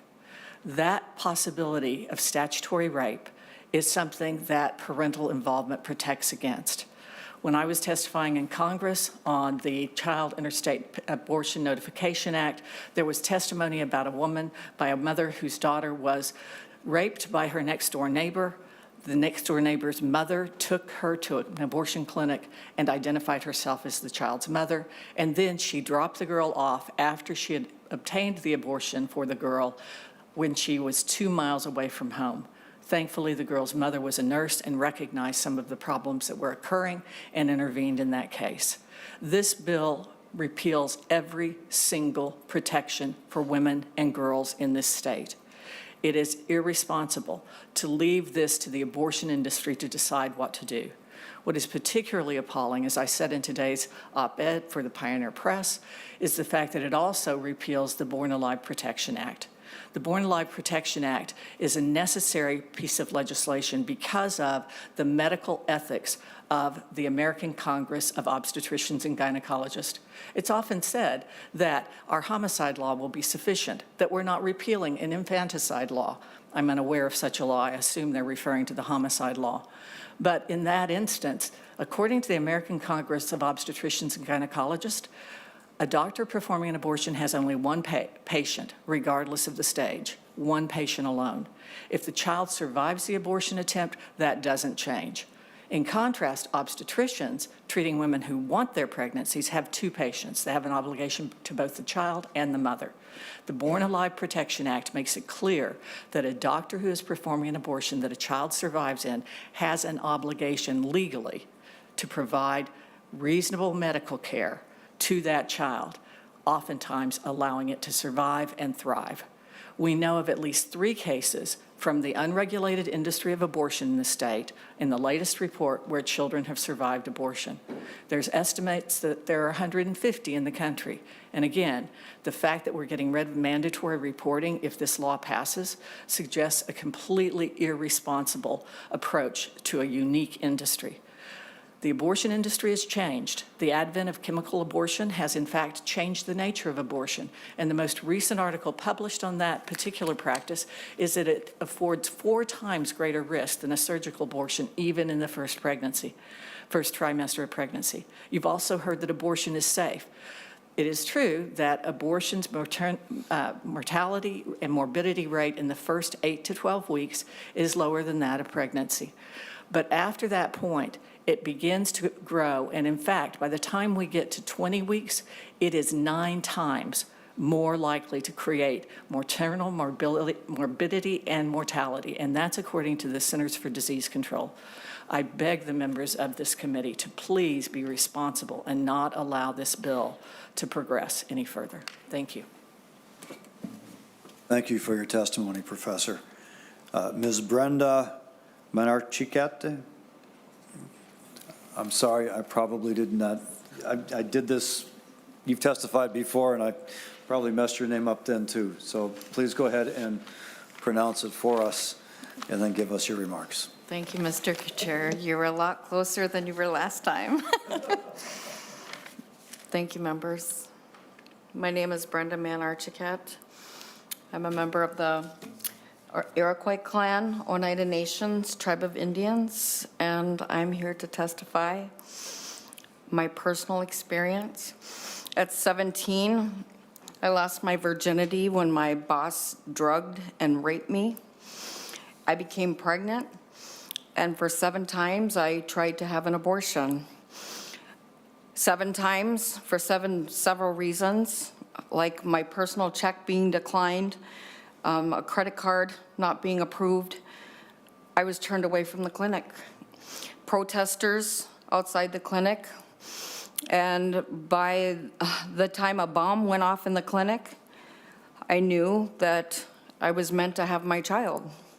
I could already feel the life growing inside of me. Later, I met a man who was unassuming, and he turned out to be pure evil. He invaded my home. He held me hostage.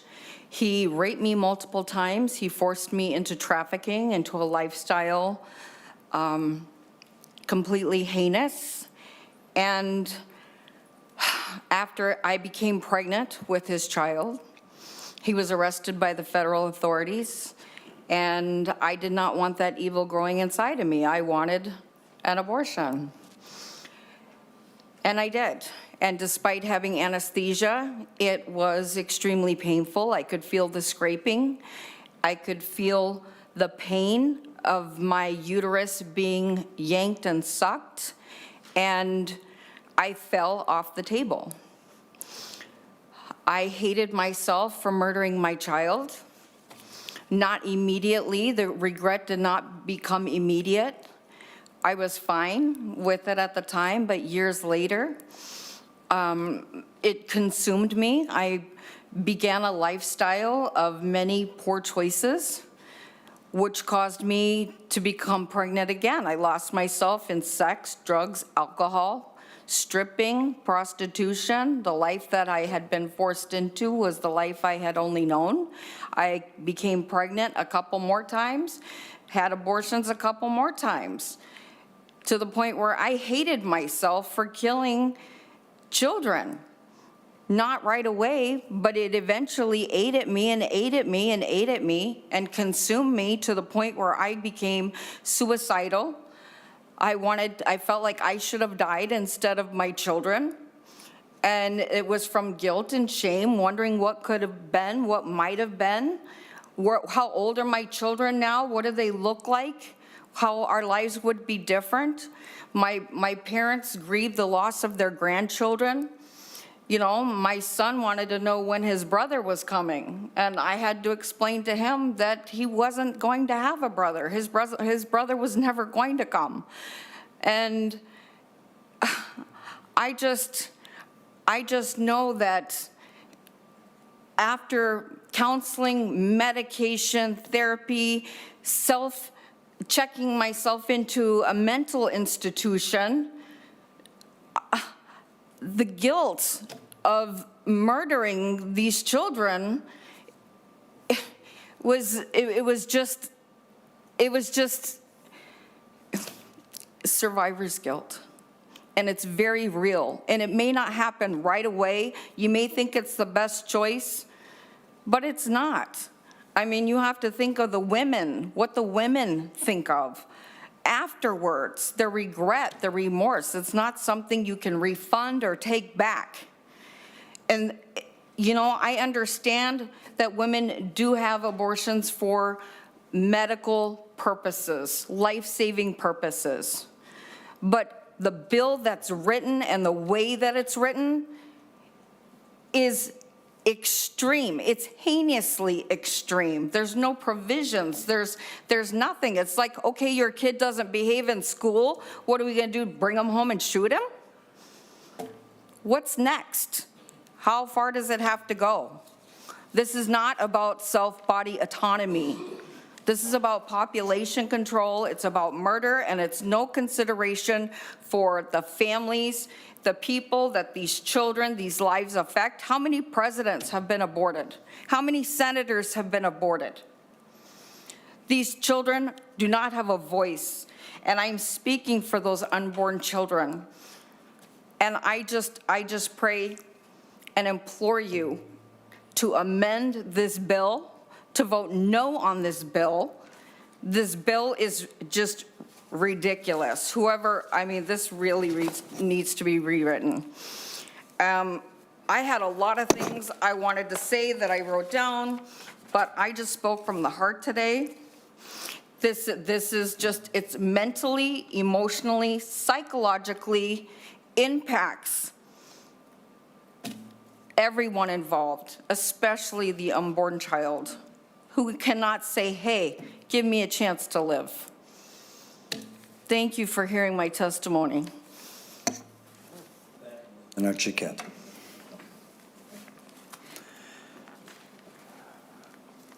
Is Kelly Jansen here? Ms. Jansen, please come on forward.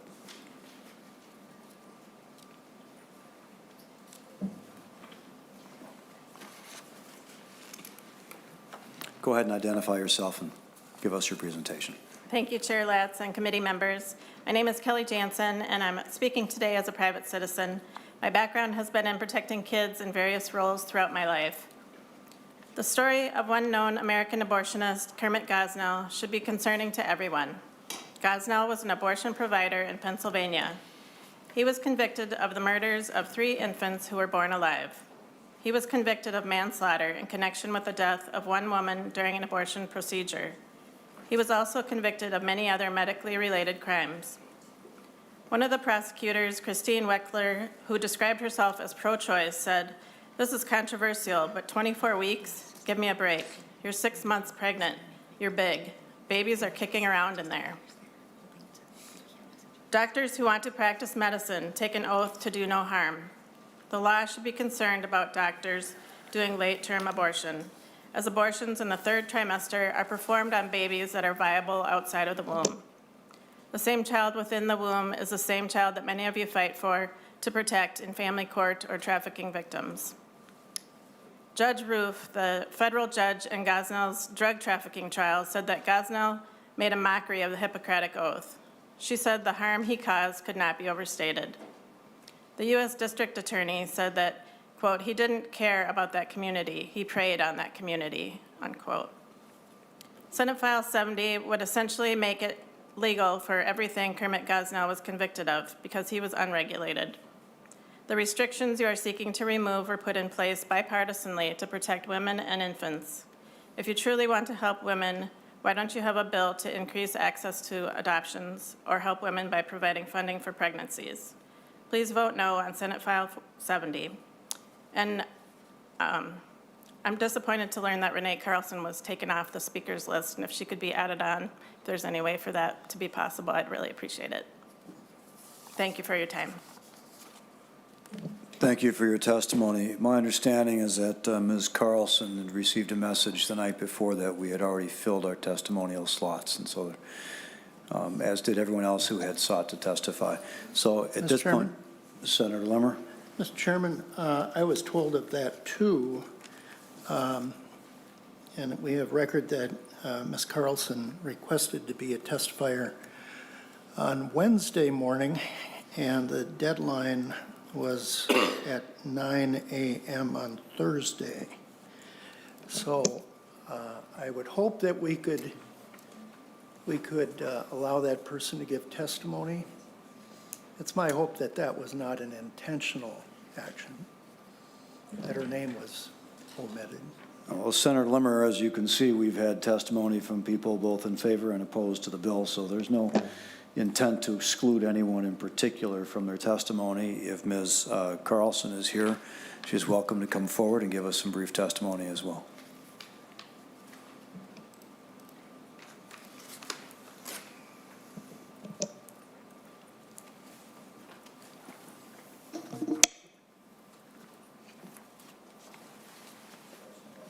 welcome to the committee. Go ahead and state your name, please, and give us your presentation. Well, thank you, Mr. Chair and members. That's quite an introduction.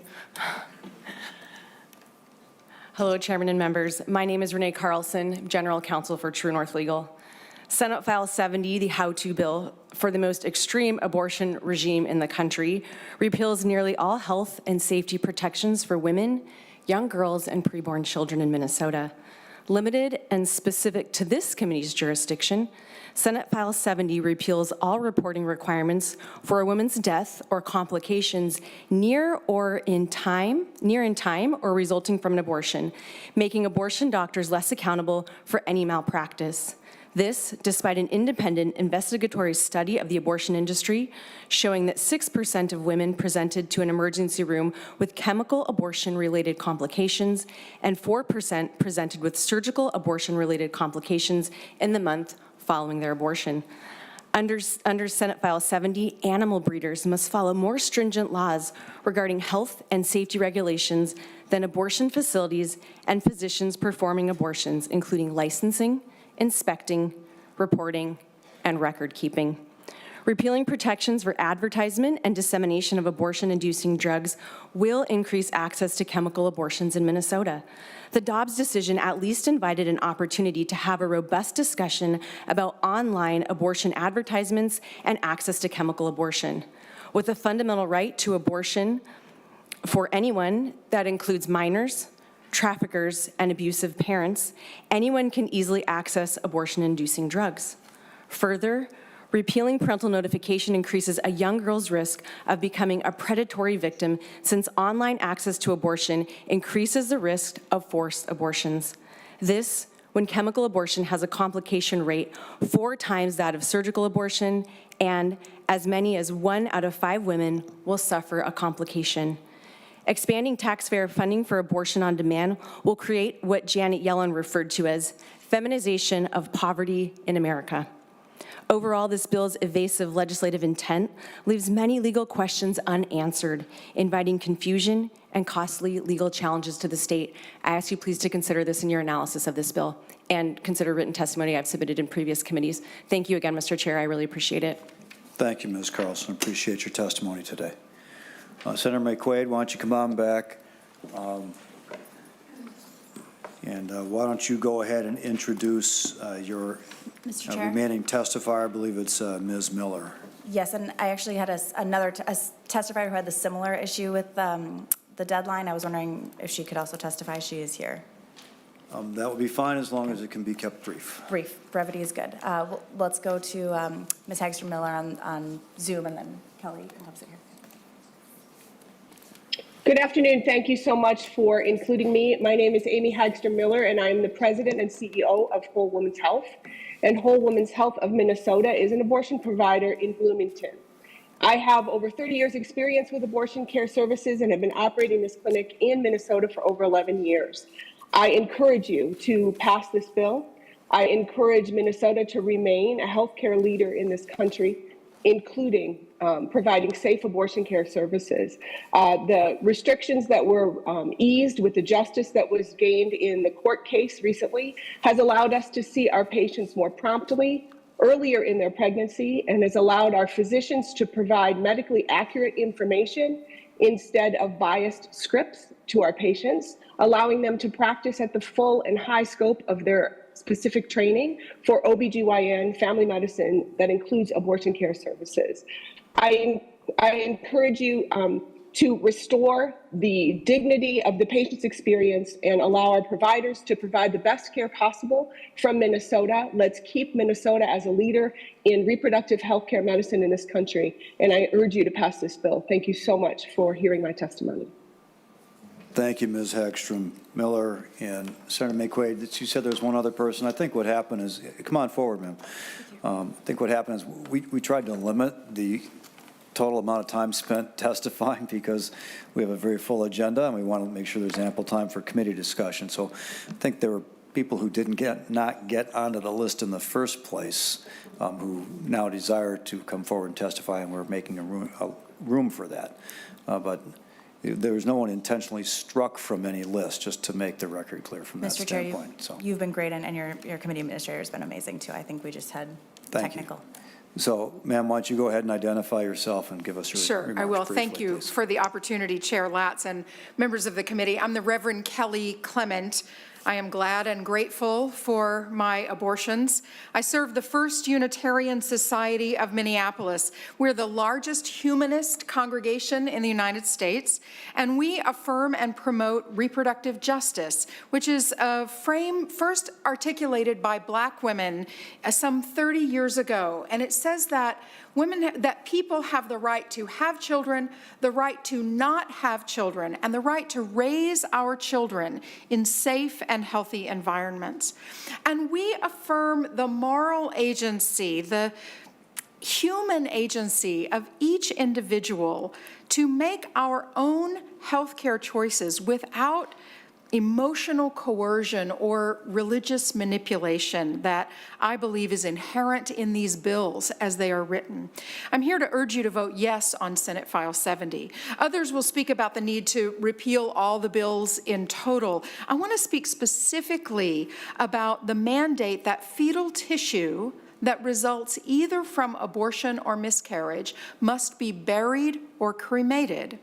This is a state mandate that is in direct contradiction to the Establishment Clause of the Minnesota Constitution, which says, "Nor shall any control of or interference with the rights of conscience be permitted." I say that this bill, this law that says fetal tissue must be buried or cremated, infers a level of personhood on fetal tissue that my congregation does not, and millions of Minnesotans who may not consider themselves to be theists or follow a particular religious pathway would not find this to reflect their beliefs. Certainly, anyone who experiences a miscarriage or an abortion may choose to have that fetal tissue buried or cremated, but for the state to mandate that we do so is contradicted in the Constitution. It's inappropriate for the state to mandate such ritual action. So I urge you to please vote yes on Senate File 70, and thank you for allowing me to speak. Thank you for your testimony. Senator Maye Quade, why don't you walk us through the bill, and then we can deal with your amendment as well after that. Absolutely, Mr. Chair. All right. So I'll just walk through this. I'll let you, Mr. Chair, handle questions the way you'd like to. Section 1 here is, so I'll pause and back up and say that there are certain things in this bill that are changed, there are things that are repealed, and then there's conforming changes. And I will try to identify which things are which as we go through. So Section 1 repeals a requirement to provide summary of data that's no longer going to be reported throughout the rest of the bill.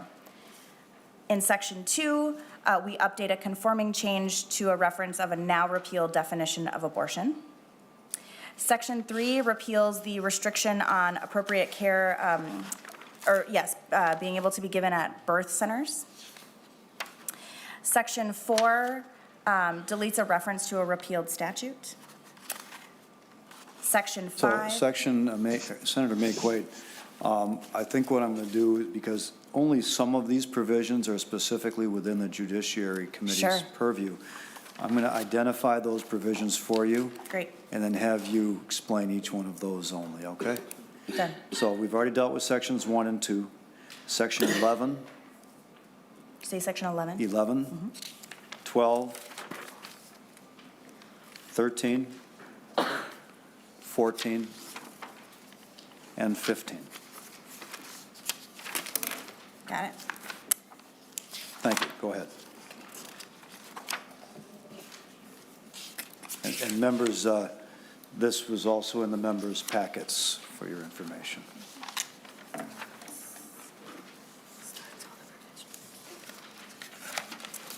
All right. Section 11 updates a reference range to reflect a repealed statute, so it is a conforming change. Section 12 amends this exemption, so if you look at the way that 609, 269 and 145412 is drafted. This amends this exemption from certain criminal statutes for legal abortion to replace a reference to a repealed statute with a reference to the definition of abortion. So that's another conforming change. Correct, that is not, section 12? I Yes. have it down as a conforming change. Yes, section 12 is a Due to the conforming. repeal of another statute. Correct, yep, later a in the conforming bill. statute, yep. Okay. Section 13, this statute about the concealing of birth was actually just really unclear the way that it was written, and so we clarified the crime of concealing a birth, and made sure to clarify that people who miscarry or self-manage their abortions are not subject to penalties under this statute.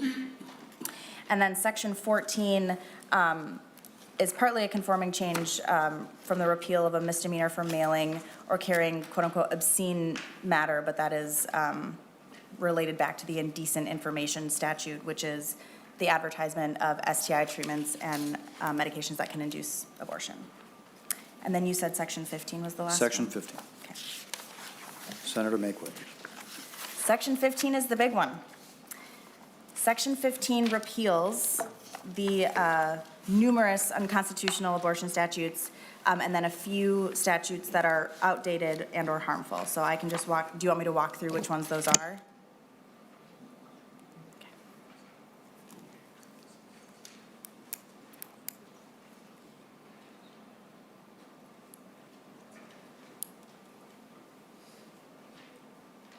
Senator Maye Quade, not all of the provisions in Section 15 are within our jurisdiction, so if it's okay with you, I'm going to ask Senate Counsel to identify those which are and why. Okay. Ms. Primo. Mr. Chair and members, I actually I don't have a list of the specific statutes, but it's the statutes that are in Chapter 609 and Chapter 617, but which are cited at lines 16.12 and 16.13. And then also there are some statutes on various reporting requirements. I believe that is section 145.413, which is cited at, which is cross-referenced at 16.8.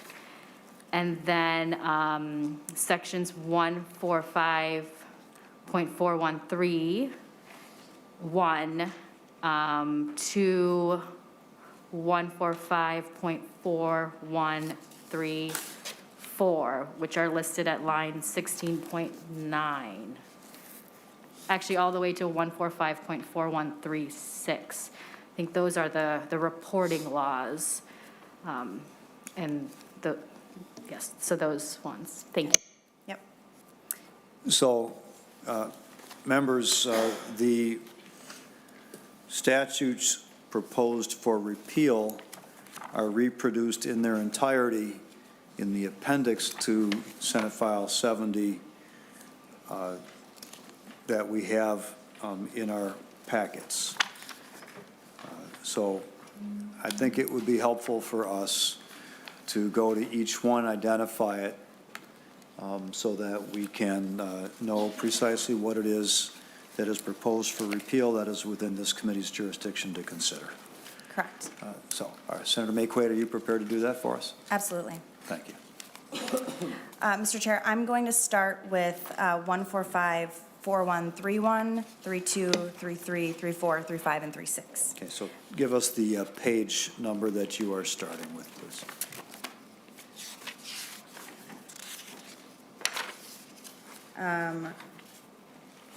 Starts at the bottom of 3R. So 145.4131. Correct. And goes over to the middle of 6R, page 6R.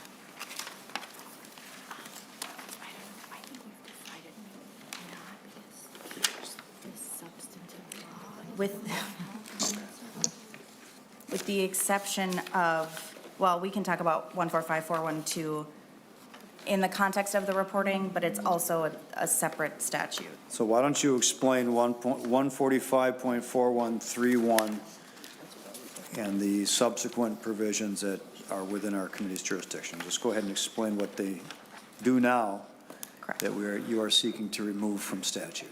Thank you, Mr. Chair. So currently in law, providers of abortion care are required to provide a lot of detailed information to the state government. This is published in a report on July 1st of every year by the State Department of Health. The places where, like, the places in law where we have detailed that what needs to be reported happens in a few different statutes. And so this is the start of that. So it requires providers to talk about the method for each abortion, the approximate gestational age, and then it lists out the categories of that gestational age, the age of the person who's having the abortion, the specific reason for having the abortion, and then it lists 7 or 8 reasons. Oh, no, there's 9. The number of abortions a patient has had, the number of miscarriages or spontaneous abortions, as it's referred to in the statute, that they've had. That is the start of the reporting. I'm going to go to 1454132. This goes on to detail that they're required to report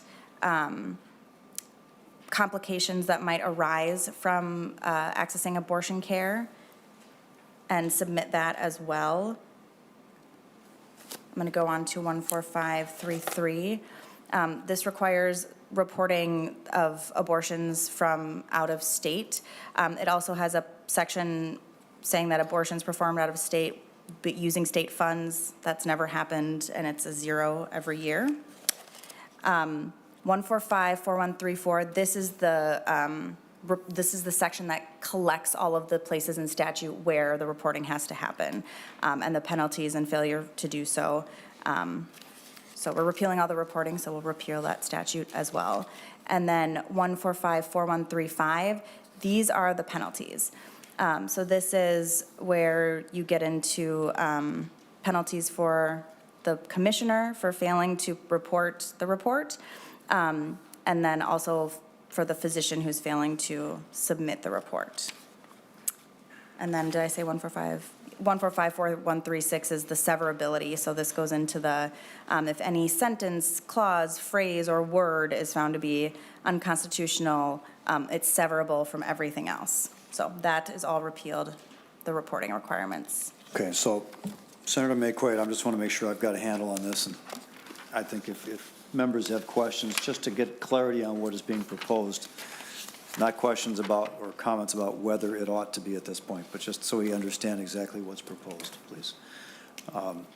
What is being proposed here is to repeal the reporting requirements in various ways, the occurrence of abortions, complications relating to them, occurrence of out-of-state abortions, the requirement that all of that information be compiled into a public report, with the exception that data that is potentially capable of identifying an individual must be maintained as confidential data, and then the penalties or enforcement provisions relating to failure to report the data or to compile that report. Is that my understanding? Is that correct? Yes, Mr. Chair, and just to, the part of the reason 145412 kind of lives in the reporting requirements and also in a different place is that the way that abortion is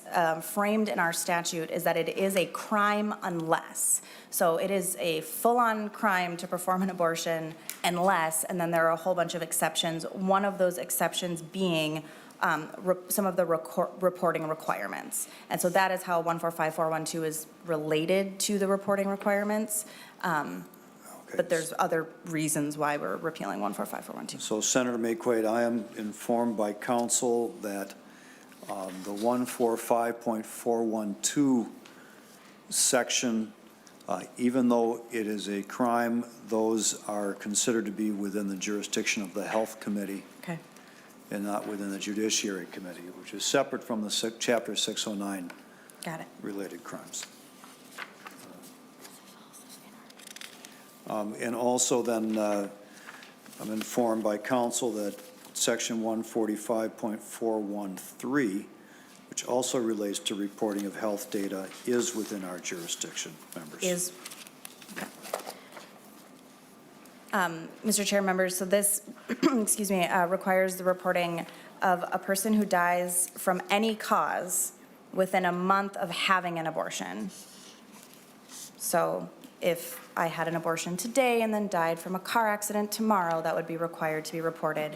How doctors would know that, I'm not 100% sure, but that is part of the reporting requirement as well. And then it's a misdemeanor penalty for failing to report that. For the physician's failure to report it. Correct. So the physician would be guilty of a misdemeanor if they perform an abortion and fail to comply with this reporting requirement. And I believe part of that has been ruled unconstitutional, but I have to check my chart. Okay. And then sections of the things that have to be reported have been ruled unconstitutional, but the reporting requirements themselves have not, if that makes sense. Okay. Okay. All right. So let's go on then to the additional provisions which are within our jurisdiction, if you could. 609293. So we're done with the Chapter 145 provisions. Now we'll go to the Chapter 609 provisions. And what page do those start on?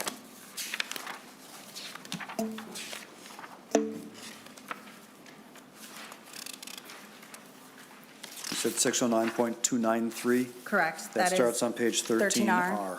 This is the repeal of the unconstitutional sodomy statute. It says that anyone who engages voluntarily or submits to an act of sodomy is sentenced for not more than a year or a fine not more than $3,000. This was ruled unconstitutional in Doe v. Ventura and Texas v. Lawrence.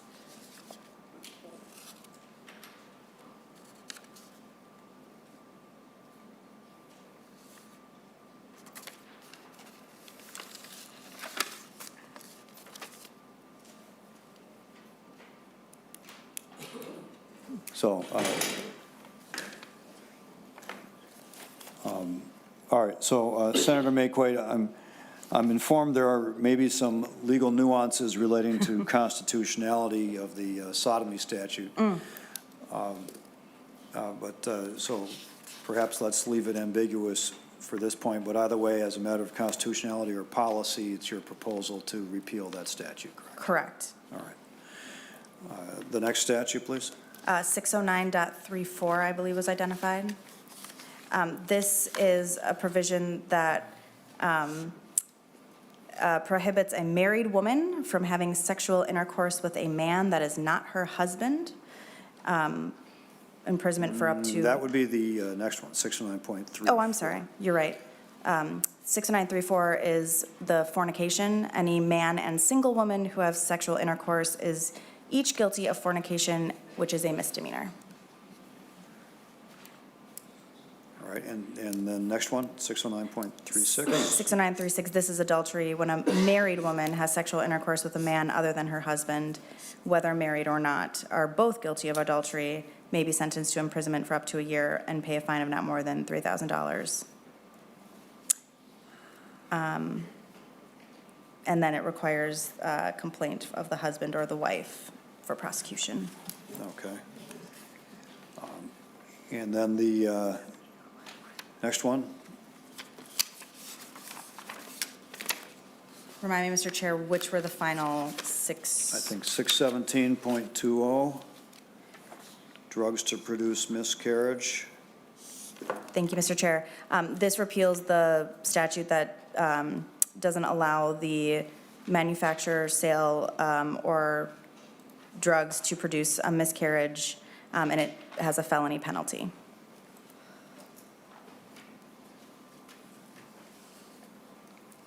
All right, and then the next one, 617.201. Mr. Chair, this is the indecent articles and information section. This is a gross misdemeanor, 1 year imprisonment for producing, offering, or discussing anything that might be used for an unlawful abortion. However, lawful abortion has been found unconstitutional, and crimes that deal with harming pregnant people and fetuses are covered other places in statute.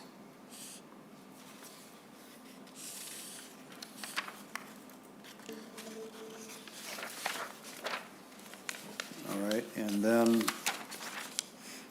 617.202 at the bottom of page 13R.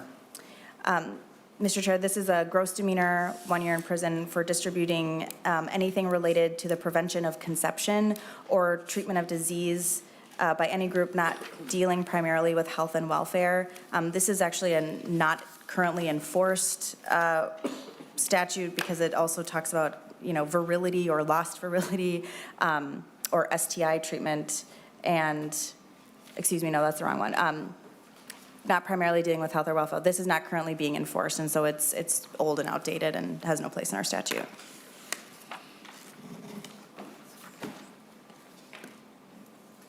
All right, and then you're proposing to repeal section 617.21. Members now on page 14R. Correct. What is this provision, please, Senator? Any prosecution for abortion or attempting abortion, no person shall be excused from testifying as a witness on the ground the person's testimony could incriminate the person. This is just really outdated, and it singles out abortion and abortion and attempted abortion aren't crimes, and so it's really outdated language.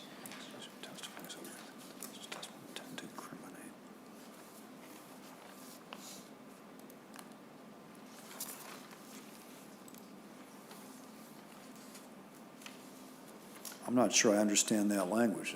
Does that mean you can't testify that someone else did something? You can't testify in a way that might incriminate yourself, which sounds like a Fifth Amendment problem. Mr. Chair, the place and statute that this lives is actually very confusing, and that's why it's really outdated. It doesn't really relate to anything that happens in our criminal system right now. And again, the things that it's referring to are things that are not crimes. It is confusing. It doesn't really relate to anything else. All right. And then 617.28.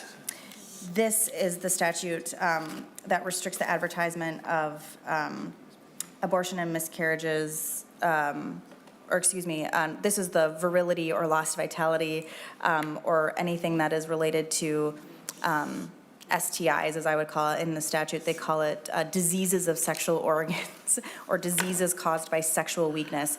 This is incredibly outdated language.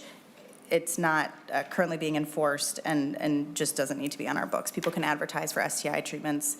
They can advertise for Viagra, which they do. And I don't think we should be calling STIs diseases of the sexual organs or diseases caused by sexual weakness.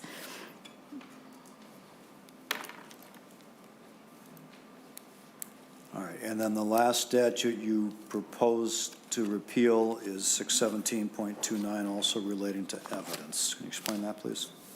Yes, Mr. Chair. This is also part of the evidence statute that is, again, not really related to anything, but the production of an advertisement or advertising matter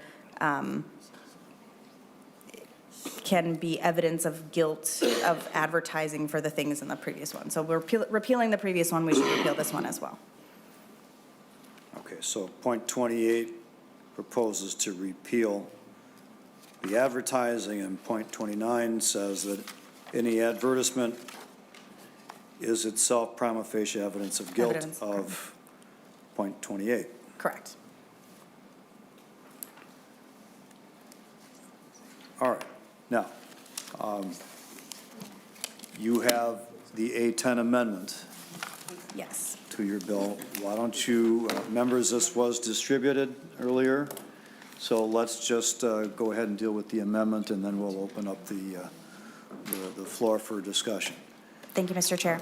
You've already identified lines 1.2 to 1.5 and 1.15 and 16 as related to an improperly reported author's amendment, but would you please go ahead and explain them to us as well as the rest of the amendment so we understand exactly what we're voting on? Yes, Mr. Chair. 1.2 to 1.5 and 1.15 and 1.16. This is technical assistance from the Department of Health. It doesn't change the bill in any way, but it's clear. It makes it clearer what those sections are meant to say when it comes to coverage for abortion care through public insurance.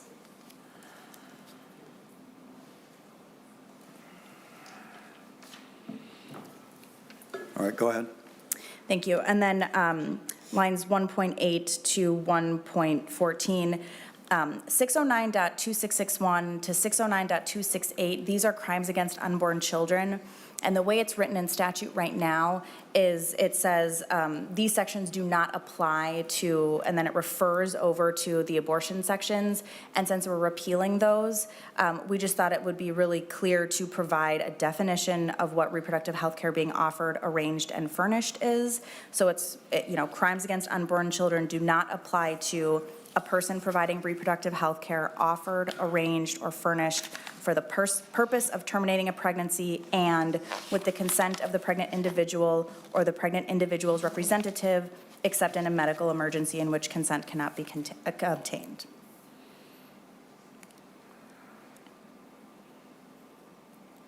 All right, and the next section? Mr. Chair, we covered 115 and 116. That was part of the 1.2 to 1.5. Those two things go together. They cross-reference each other? It repeals rules that are part of the public coverage for abortion.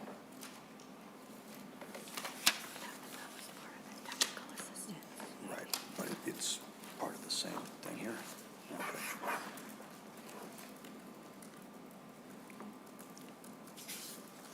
All right, so the amendment that you're making in lines 2 to 5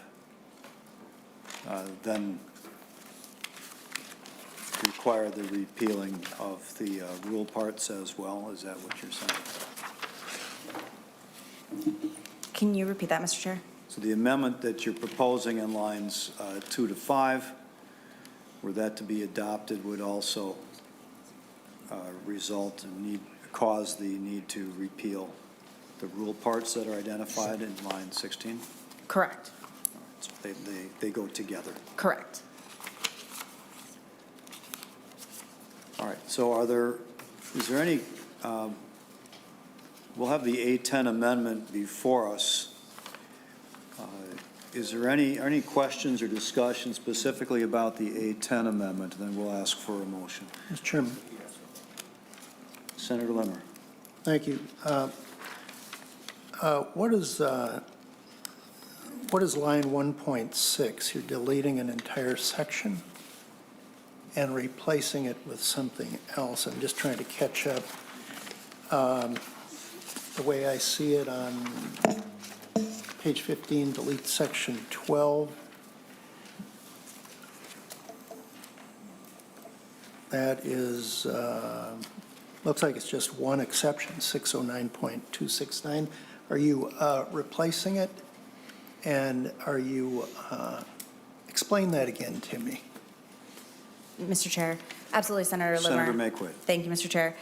So the way the bill was originally drafted is, or the way statute exists now, is that the exceptions to crimes against unborn children, which is 609.269, does not apply to any act described in, currently it says 145.412. That is a section that is going to be repealed. It is the section that outlines, abortion is a felony unless. And originally, we just wanted to refer it to a different section of law. However, it seems more confusing to re-reference, and so we just brought over the definition of it does not apply to and are spelling out what it does not apply to, so it lives there in 609.269. So in crimes against unborn children, it will say it does not apply to, and then we've defined what it does not apply to. Does that make sense?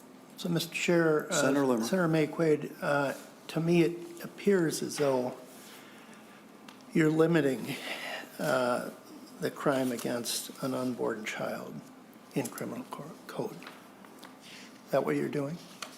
Senator Maye Quade. No. Explain it to me in a different way. Senator Limmer. Senator Maye Quade. Thank you, Mr. Chair. So, Senator Limmer, the way that it is written into law now, there are crimes against unborn children, and it's a whole statute, and it does not apply to, and the legislature referred over to abortion, and which is described, detailed, defined. However, that's being repealed. And so we wanted to provide that exception here so that it is right underneath it. And we've described it as the same thing, essentially, the same kind of care you get for abortion care, but just in that statute of law. So a crime against an unborn child does not apply to a person providing reproductive health care offered, arranged, or furnished for the purposes of terminating a pregnancy and with the consent of the pregnant person. So Senator Maye Mr. Quade, Chairman? I'm sorry, Senator Limmer. Could I ask Mr. Backus to explain this portion of the amendment for me? Or Ms. Primo, whichever one of you. Mr. Backus. Mr. Chair and members, I'll try to explain it. It's kind of hard to articulate. But yes, so again, in the bill, this section of law, 609.269, is being amended, and that's in section 12. The bill repeals 145.412, which is mentioned in that statutory section. So because it's being repealed, you essentially have to replace it with something. So the original bill replaces it with a definition of abortion that's in the bill. However, Senator Maye Quade, I've not discussed it with her, but I think, and I've not been part of this, but I think the idea is that the reference to the abortion definition in the bill maybe isn't precise enough, or it might be better to explain exactly what acts are not part now of the crimes against unborn children. So again, if you read the language on the amendment 1.10 to 1.13, that, I guess it's a person who provides reproductive health care offered, arranged, or furnished, either, under clause 1 and 2, that person is not subject to those crimes against unborn children. Now, again, currently, it's probably not drafted very well way back because, as Senator Maye Quade has said, 145.412 is more like it's a felony to commit abortion unless. So it's not really a very precise reference into current law. But I think, does that help? That's the intent here. And so under current law, generally speaking, the mother can't be held liable for those crimes because of the definition of whoever in the crimes. And under current law, basically, the person providing the abortion, my understanding is, can't be charged. So this is essentially another way to phrase that. That's my interpretation. Mr. Chair? Senator Maye Quade. And thank you so much, Mr. Backus. And the reason around that, Senator Limmer, is because everything in 145.412 has been ruled unconstitutional in Hodgson v. Lawson and Doe v. Minnesota. And so right now, what we have in crimes against unborn children references to something that's, the entire section is unconstitutional. So we actually need to put something into statute so that it is clear what is a crime against an unborn child and what is not.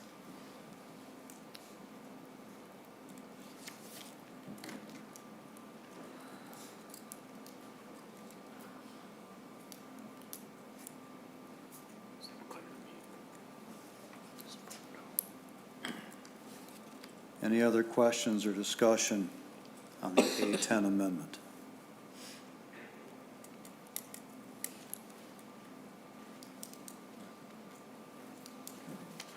Senator Umu Verbatim. Mr. Chair, I'd like to move the A10 amendment.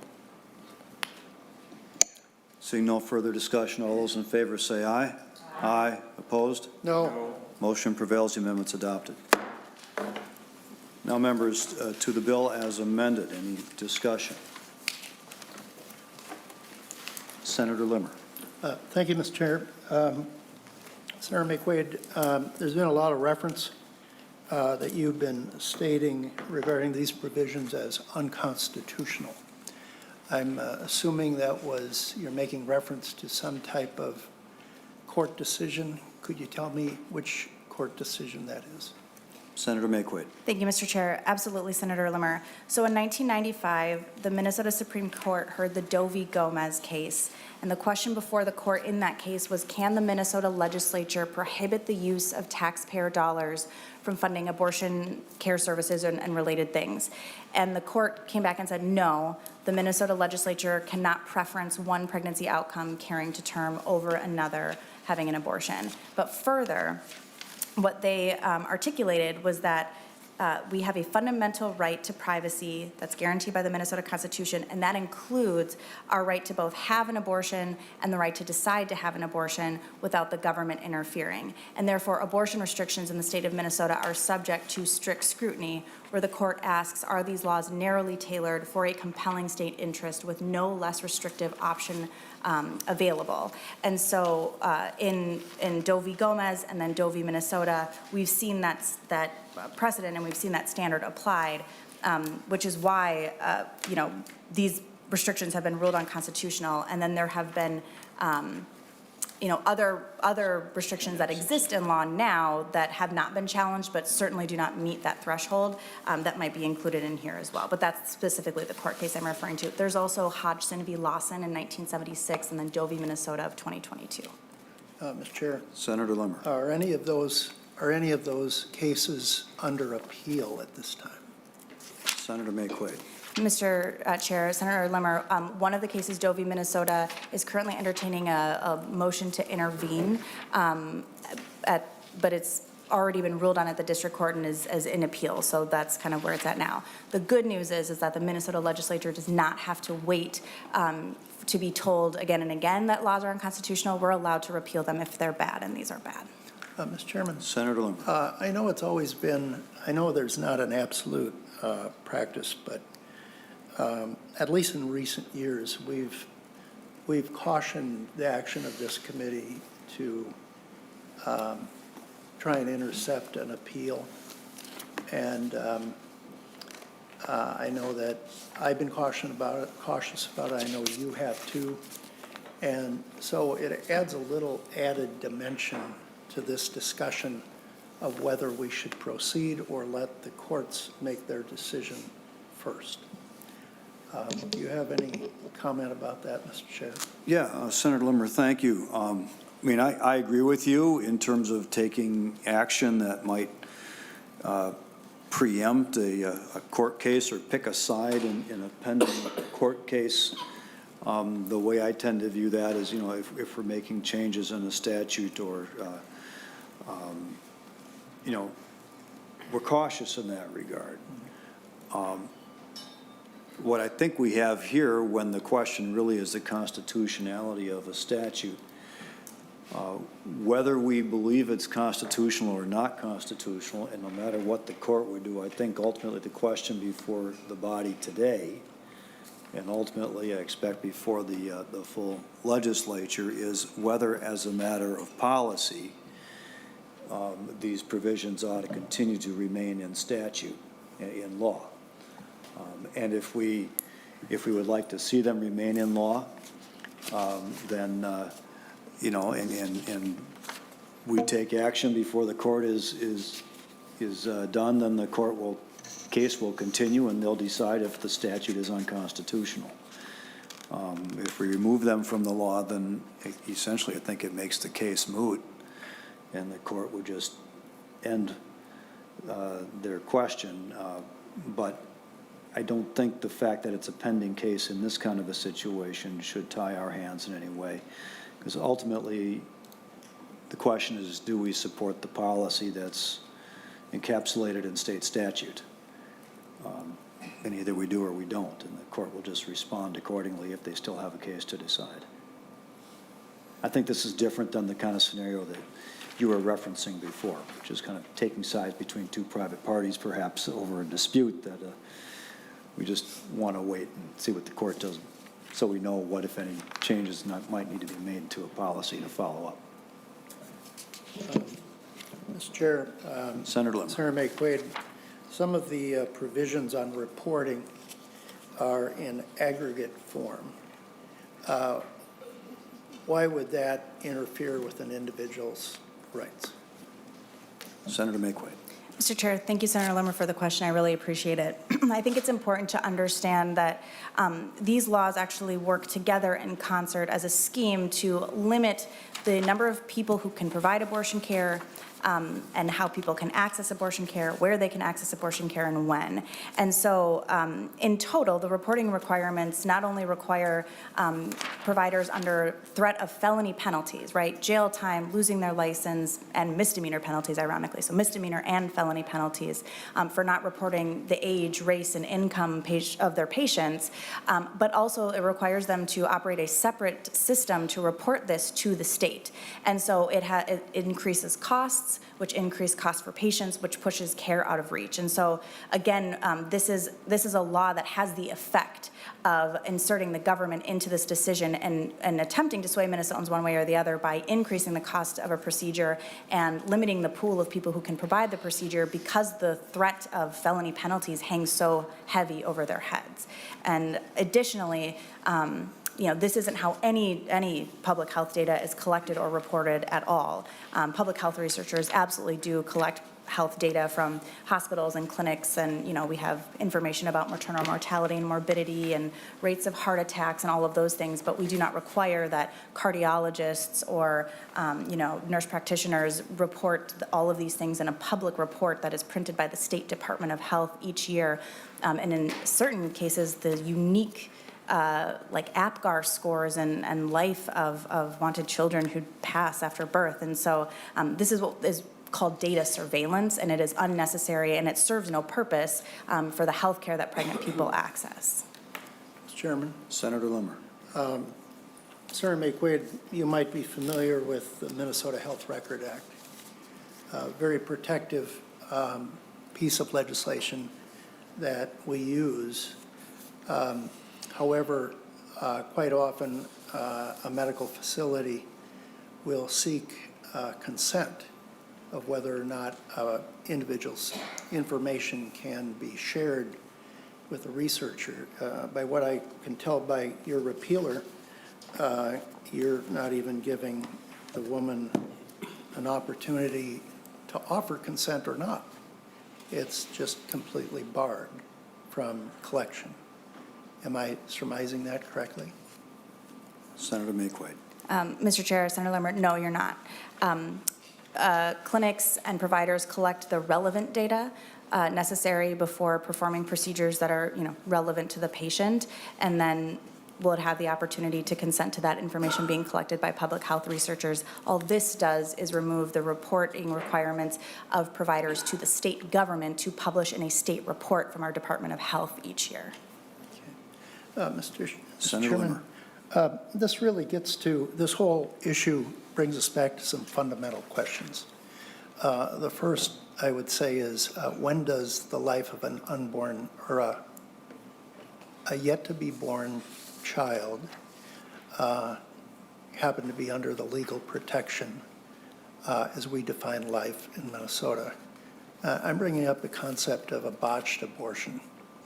And I know I'll get the information that rarely happens, but for some reason, it was placed in our law originally, and it was rather clear that once a child would be born, regardless of whether or not, or whether it survived an abortion, under current law, it would be protected and reasonable medical care would be provided. You're repealing that provision in law, are you not? Senator Maye Quade. Mr. Chair, Senator Limmer, I really do appreciate the question. I think this is one of the most misunderstood parts about pregnancy, abortion care, labor and delivery that exists, and I really appreciate the opportunity to talk a little bit about it. I believe you're referring to the Infant Born Alive Act. And I'm going to use my personal story here because I think it's easier to talk about a person than, in the abstract. So when a person is pregnant, and this happened to me in my pregnancy, we went in for our 20-week ultrasound. We were going to find out, like how big the head was in the nuchal tube and, how, what her face looked like a little bit. And it was during that appointment that the doctors noticed that something might be wrong. And anybody who's been pregnant, who's been in the room when they felt the air in the room change from the ultrasound technician can tell you that that moment it starts a cascade of appointments. It is neonatologists and medicine specialists, fetal medicine specialists, maternal medicine specialists, non-stress tests, and there's all these things that you go to. And in very, very complicated, heartbreaking, and rare circumstances, there are wanted pregnancies that they arrive at the end of that cascade of appointments to find that there is a lethal fetal anomaly incompatible with life. We had a storyteller share that with us earlier today. For some people, this point comes later in pregnancy. And so for these wanted children, because abortion is the termination of pregnancy, right? And so for these folks, they terminate the pregnancy before it is either dangerous to continue to carry it or before the fetus dies in utero, and they induce labor. So when we're talking about the Infant Born Alive Act, in 100% of these cases, these are wanted children that they induce labor. They give them an epidural and Pitocin, and they put a sign on the door that has a sad face so that the nurses and the doctors who go in don't go in thinking like, hey, this is someone's really great day, because it's often one of the worst days of their life. And then they deliver their child and hold their child for the remainder of its life. And so that is what is being reported in that statute. These are not quote unquote botched abortions. There are medication abortions that don't result in the termination of pregnancy, which is true for medical procedures. But the thing that you're referring to is different than the incomplete termination of a pregnancy through medication abortion, and that's in the first 10 weeks of pregnancy and then handled in a totally different way. And so what I'm repealing is the state requiring the tolling of these 1 to 5 Minnesotans' worst days and reporting out the APGAR scores of their babies who died and how long they lived for and the comfort care measures that were provided, because it is highly unnecessary. And I can tell you that in the 5 weeks between knowing something might be wrong and not knowing whether she was going to survive, the 2 thoughts that went through my mind were, 1, I might not become a mom, and 2, if I don't, the state is going to publish the worst details of my labor, delivery, and pregnancy with my child, and I'm going to have to read it every year on a report. It is just not needed, and it really needs to be removed from statute. Well, Mr. Chair. Senator Limmer. Senator Maye Quade, you kind of went beyond the question that I had. The question that I have is if the baby is born alive, does it have a right to receive medical care as anyone else who's breathing, who would be outside of the womb, under your bill if it passed? Senator Maye Quade. Mr. Chair, Senator Limmer, any child who is born alive through the termination of a pregnancy is done so because it will not survive pregnancy. Providers do not induce labor before the pregnancy has arrived at the end if there isn't something seriously wrong. And so there is no medical care that could be provided that would save a child at that point. And so of course they're entitled to medical care, but there is no medical care that could be provided that would do anything. So that's why you see the words comfort care as planned, when comfort care usually being parents holding their children. Mr. Chairman, Senator Maye Quade, I think that's a bold assumption, that every child born alive as a result of surviving an abortion does not have a chance to continue life without proper medical care. Even if there's one, are we going to get to the point where we're so callous that we're going to walk away from a child like that? Senator Maye Quade. Mr. Chair, Senator Limmer, again, I really want to tell you that that is not how abortion care, pregnancy, or labor and delivery works at all. And so, so the thing that, and I understand that it can be alarming or scary, but that's not how pregnancy works. It's not how abortion care works, and not how labor and delivery works. It's not how providers work. And so, so no, it's not callous, and it's not like there is nothing to be fearful of there. It is a myth that has been created by the anti-abortion movement to persuade people to not support people making decisions about their own pregnancies, because it does make people scared, and it does feel really fearful. But I do really want to reassure you that it's not a bold assumption, it's just knowledge about how this process works, how providers work, how pregnancy works, how labor and delivery works. Mr. Chair, Senator Limmer. in the event that a baby would be born alive, and it did not receive reasonable medical care, would it trigger a malpractice suit if the medical facility did not provide that care to that child? Senator Maye Quade. Mr. Chair and Senator Limmer, yes, and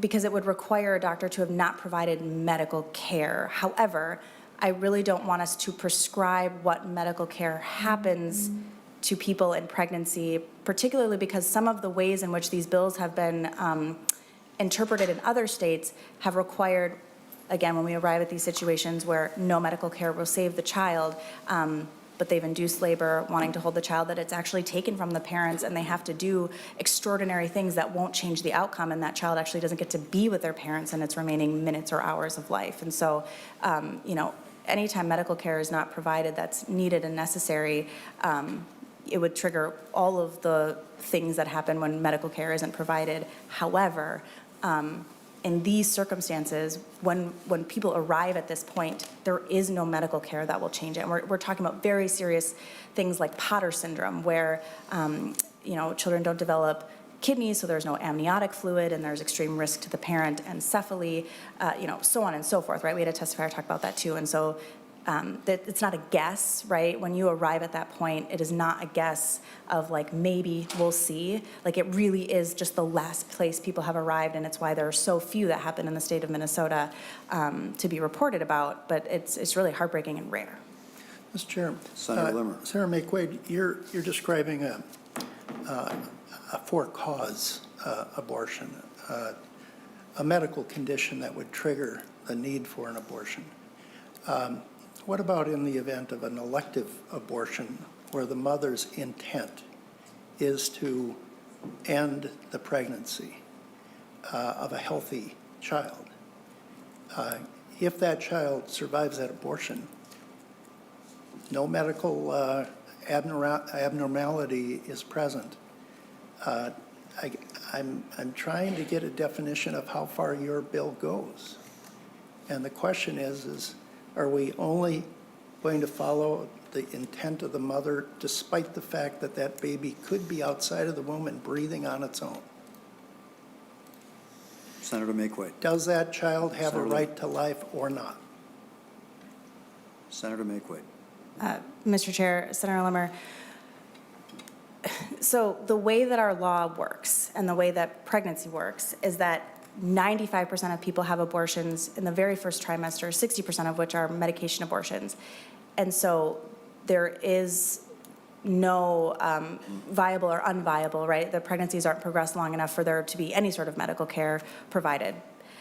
When you get to abortions later in pregnancy, I really want to ground us in the fact that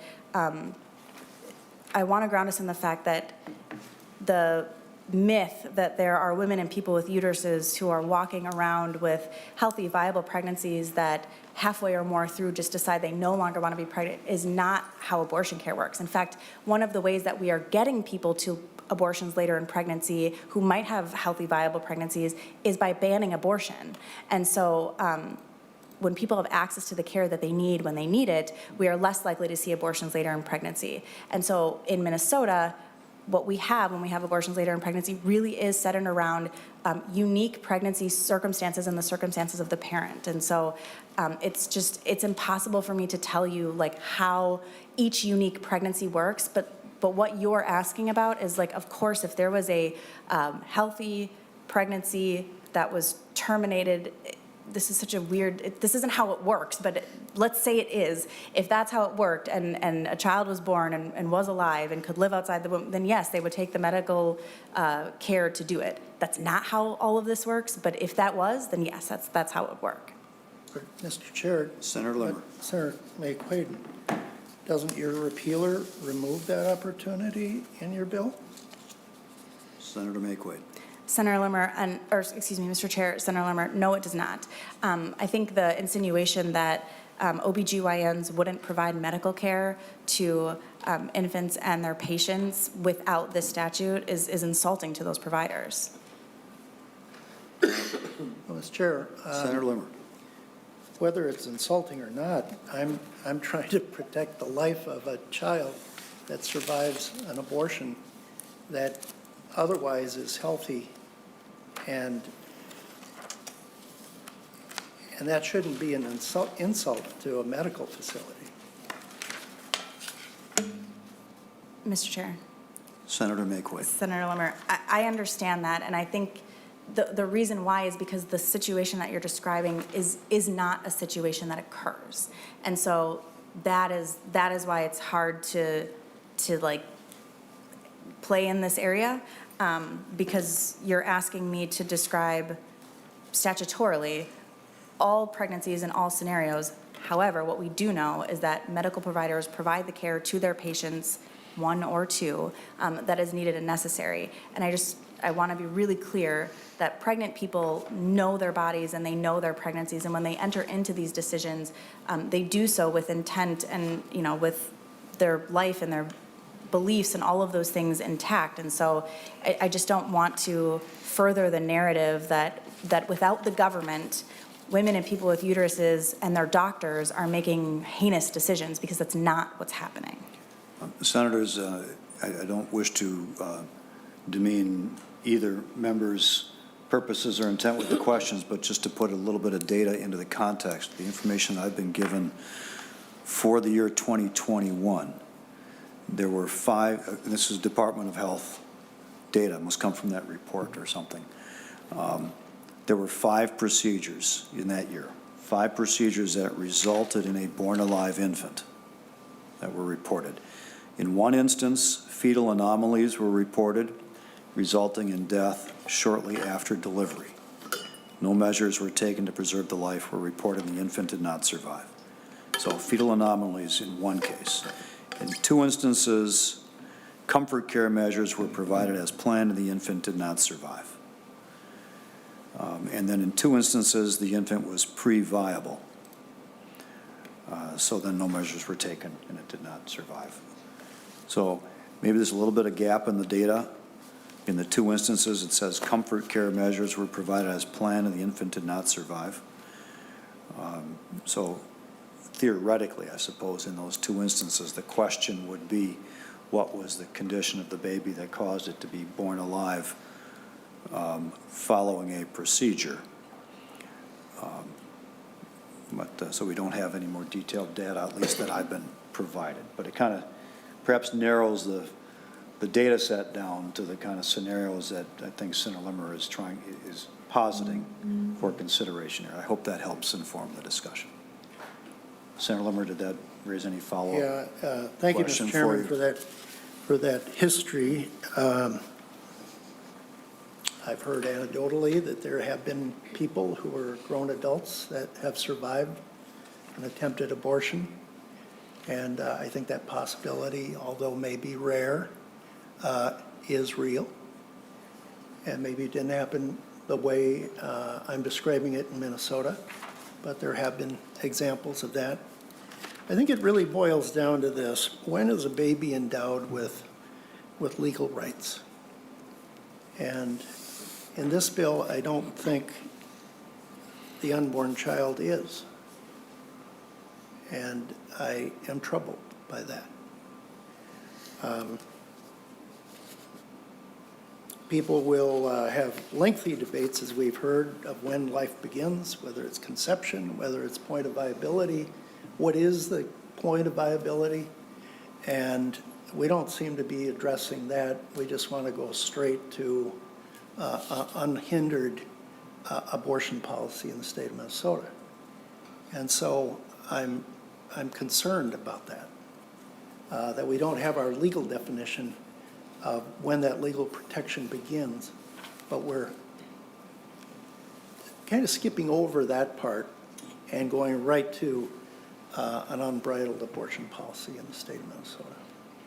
So, Senator Limmer, what what you're searching for is some sort of a codification of a consensus on what I think is essentially a religious determination. Some religions believe that life doesn't begin until the baby takes its first breath outside of the womb. There are others that believe that life begins even before the egg and the sperm are merged. Therefore, making contraception that interrupts that process a form of abortion or prohibited action. And our statutes, candidly, are inconsistent on that too. We've got a whole section of statutes that criminalizes conduct against an unborn child, but for which there's an exception for abortion care in existing statute. So I'm not sure there's a way to create perfect consistency here that is going to satisfy everyone's concerns about when life begins and so on. But I mean, there's an ideological, a religious, a philosophical difference here that I think we just have to understand and recognize, and may result in different approaches to these proposals. Mr. Chairman, I agree with you. It's a difficult area to try and define. Lately, people running for office claim that they will follow the science. And in a secular world, science comes up with different opinions. In a religious world, that too ends up in different definitions. I think we should proceed with great caution as we consider this opportunity. Since no one comes up with consensus, it seems like this bill is moving definitely in one direction, and I think it's the wrong direction. Fair enough, to end Senator. in. Fair enough. Senator Kroon. Thank you, Mr. Chair. I guess I have a slightly different take on this latest part of the discussion here. I do agree that it's a matter of personal opinion, philosophy, or perhaps your religious beliefs, or for sure your religious beliefs on when life begins. I don't think there's any question about that. But I think that's fundamentally different about when legal protections begin. And as legislators, I think it is incumbent on us to define when that child has legal rights. We can disagree on when life begins philosophically, and we can even disagree when those legal rights should attach, but it is our duty, I think, to codify that and come up with law. We are lawmakers. And so I have a different take on that. And so, and what I'm gathering by looking at these bills is that, I mean, there are protections, legal rights for the unborn child in terms of when a third party does something, okay? And then in the amendment here in 609.269, it carves out exceptions to that. And so I think, to sum it up, the unborn child does have legal rights, except for the subjective intent of the mother when she doesn't want them to have legal rights. And if we could just say that and codify it, I think we could all get on the same page. That's just my comment. Mr. Chair. Senator Kroon. Senator Maye Quade wishes to respond to that. Would you yield for her to do that, or did you want to continue with your comment? You had the floors. Yeah, it was more of a comment than a question, but if Senator Maye Quade would like to respond to that, and then I can come back to my questions, that's fine with me. Sure. Senator Maye Quade. Thank you, Mr. Chair. And Senator Kroon, I really do appreciate you kind of summing up what you've heard, because I want to be really clear that 609.269 already has the exceptions that are just stipulated in this amendment. We're just clarifying because the section it refers to is unconstitutional, and the courts have actually already been very, very clear on the difference between, the importance of protecting or the interest in the state and making sure that women and people with uteruses have the fundamental right to privacy to make decisions about their pregnancy, and, an assailant who assaults a pregnant person and causes the death of a fetus. And so that is not actually a confusing question at all. The courts have been very clear, and it's very clear in statute too. And we might have different beliefs about that, but it's not unclear, and it's not made less clear by repealing abortion restrictions that, surveil and shame and stigmatize patients. Senator Kroon. Thank you, Mr. Chair. Granted, I appreciate that point because 609.269 did have an exception before your amendment. I understand that, and this just changes the definition of that exception, what the amendment does. But ultimately, it's just one exception, and that is where the mother affirmatively seeks to terminate her pregnancy. But, I mean, we still have broader issues of when that legal right attaches. But that's just my comment. I guess my question also to Senator, or Mr. Chair, your comments about the 5 abortions or children that survived abortion, and you had the statistics about the 5. It actually just says children born alive as a result of a procedure, I think is what it said. So. Thank you for that clarification, Mr. Chair. My question is, would we know those statistics if this bill passes? Would we have that at our fingertips, that data that says how many of those there were if your bill passed? Senator Maye Quade. Mr. Chair and Senator Kroon, no, and we shouldn't. The state has no business publishing the details of 5 people's pregnancies in a state report. Public health researchers could, and the various interests there, but we do not have business with that, and there's nothing that we do with it now except bring it out in committees to talk about how rare it is. So Senator Maye Quade, public health researchers would have access to that information the same way they have access to all sorts of other information relating to medical care. Is that what you're saying? Yes, Mr. Chair. Senator Kroon. Thank you, Mr. Chair. So you mentioned the public health researchers will still get the information, but would the public have access to it? And I'm not just talking about that one particular statistic. I'm talking about all of the data points that are currently in the statute. You say the researchers will still have access to that information. I'm not really sure how that works, I'll admit that, but would the public ultimately have access to it? Senator Maye Quade. Mr. Chair and Senator Kroon, no, and that's the point.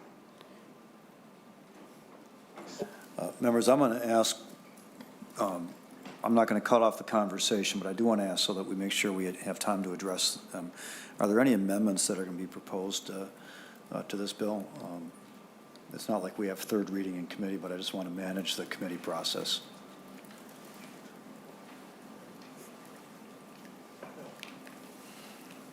All right. So is there any further discussion among members of the committee relating to Senate File 70 as amended? Senator Limmer. Mr. Chair, we have a lot of aggregate reports that government has, and they are open to the public, and it's used for making it gives direction for the legislature to consider indicators that we might react to in public policy. We do that all the time, but we're very careful not to identify the information as it relates to an individual. It's aggregate, it's summary data. And quite honestly, I don't see how summary data it can be harmful to the privacy rights of an individual. We do that all the time, and we do it in medical health reports. Those reports may be printed for the use of medical practitioners, but it's still public. And if you search around on the internet, you can pull all of that stuff up. And it does help those that are on the health committee to consider what are the tendencies of our population. How should we respond? Where do we direct our money? That's very common to do, but to seal off this, it just seems like hear no evil, see no evil, speak no evil. And we just don't want to know what goes on, and we don't want anyone else to know what goes on either in the abortion industry.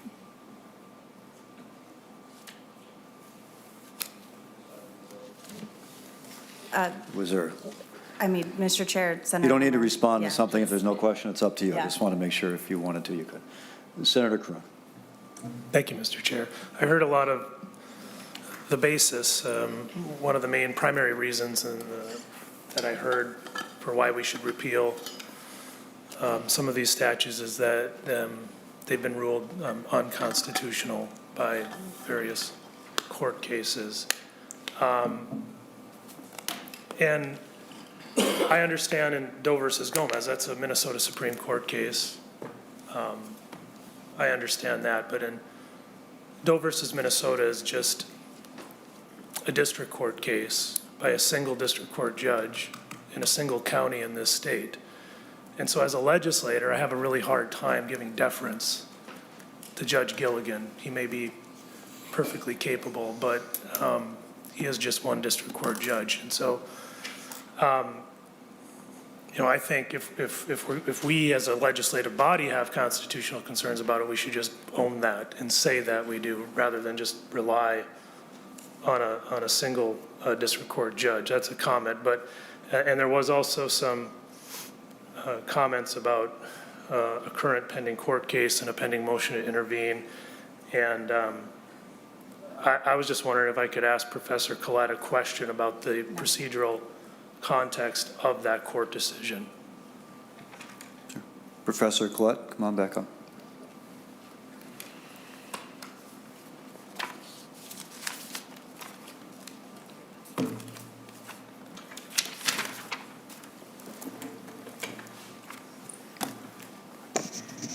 Mr. Chairman. Professor Collette, go ahead. Senator, at this point in time, the district court has two activities going on. On January 5th, Judge Gilligan heard our arguments regarding whether or not the mothers of Minnesota will be allowed to intervene in the case for purposes of filing a Rule 60 motion, which would reopen the case and allow us to provide evidence that was missing from the record. We have already supplied the trial court 10 expert witnesses declarations, some of which are from national experts who have testified in front of the Senate, have worked with the human services community, and so we anticipate a ruling on that within the 90 days as is required. He has taken it under advisement. At that point in time, both the plaintiffs and defendants objected to our intervention. We answered vigorously, and we're optimistic about it. There's also a pending appeal in the case from another proposed intervener, which is a county attorney, who actually, to reinforce the point you made, presented the question of whether Ramsey County's judgment, if it became final, would apply outside of the county of Ramsey County. And that is up on appeal. Again, both the plaintiffs and defendants sought to dismiss the appeal, working in unison. The Court of Appeals denied that, and the case is currently pending and being briefed, I believe, in the Court of Appeals. Senator Cron. I guess what I found interesting about your response is that the plaintiff and defendant were both acting together in opposing the appeal and the motion to intervene. And I'm not asking for names here, but it seems to me like we have a situation where there's a lawsuit challenging the constitutionality of some of our statutes, and the Attorney General is charged with defending the constitutionality of those statutes. And it seems to me, and this is just my commentary, that perhaps there wasn't quite a vigorous defense in defending the constitutionality of our laws, which is in his charge. And so I have a real serious concern, and I don't know who the plaintiff was and whether they teed this up for the Attorney General, and I'm not going to speculate about that right now, but it does not seem to me like there's been a proper adjudication of the constitutionality of these statutes. And so, and I also have serious concerns that if the Attorney General chooses not to appeal a district court judge's decision that some statutes are unconstitutional, how and why that would have statewide precedential effect. I don't understand how that's possible. I don't know if you can comment on that or not. Professor Collette. Mr. Chairman, in fact, because of the way the case evolved procedurally, it does not apply outside the county of Ramsey, although the Attorney General's opinion on that point differs, at least based on his press releases. Thank you. Any further discussion? Senator Howe.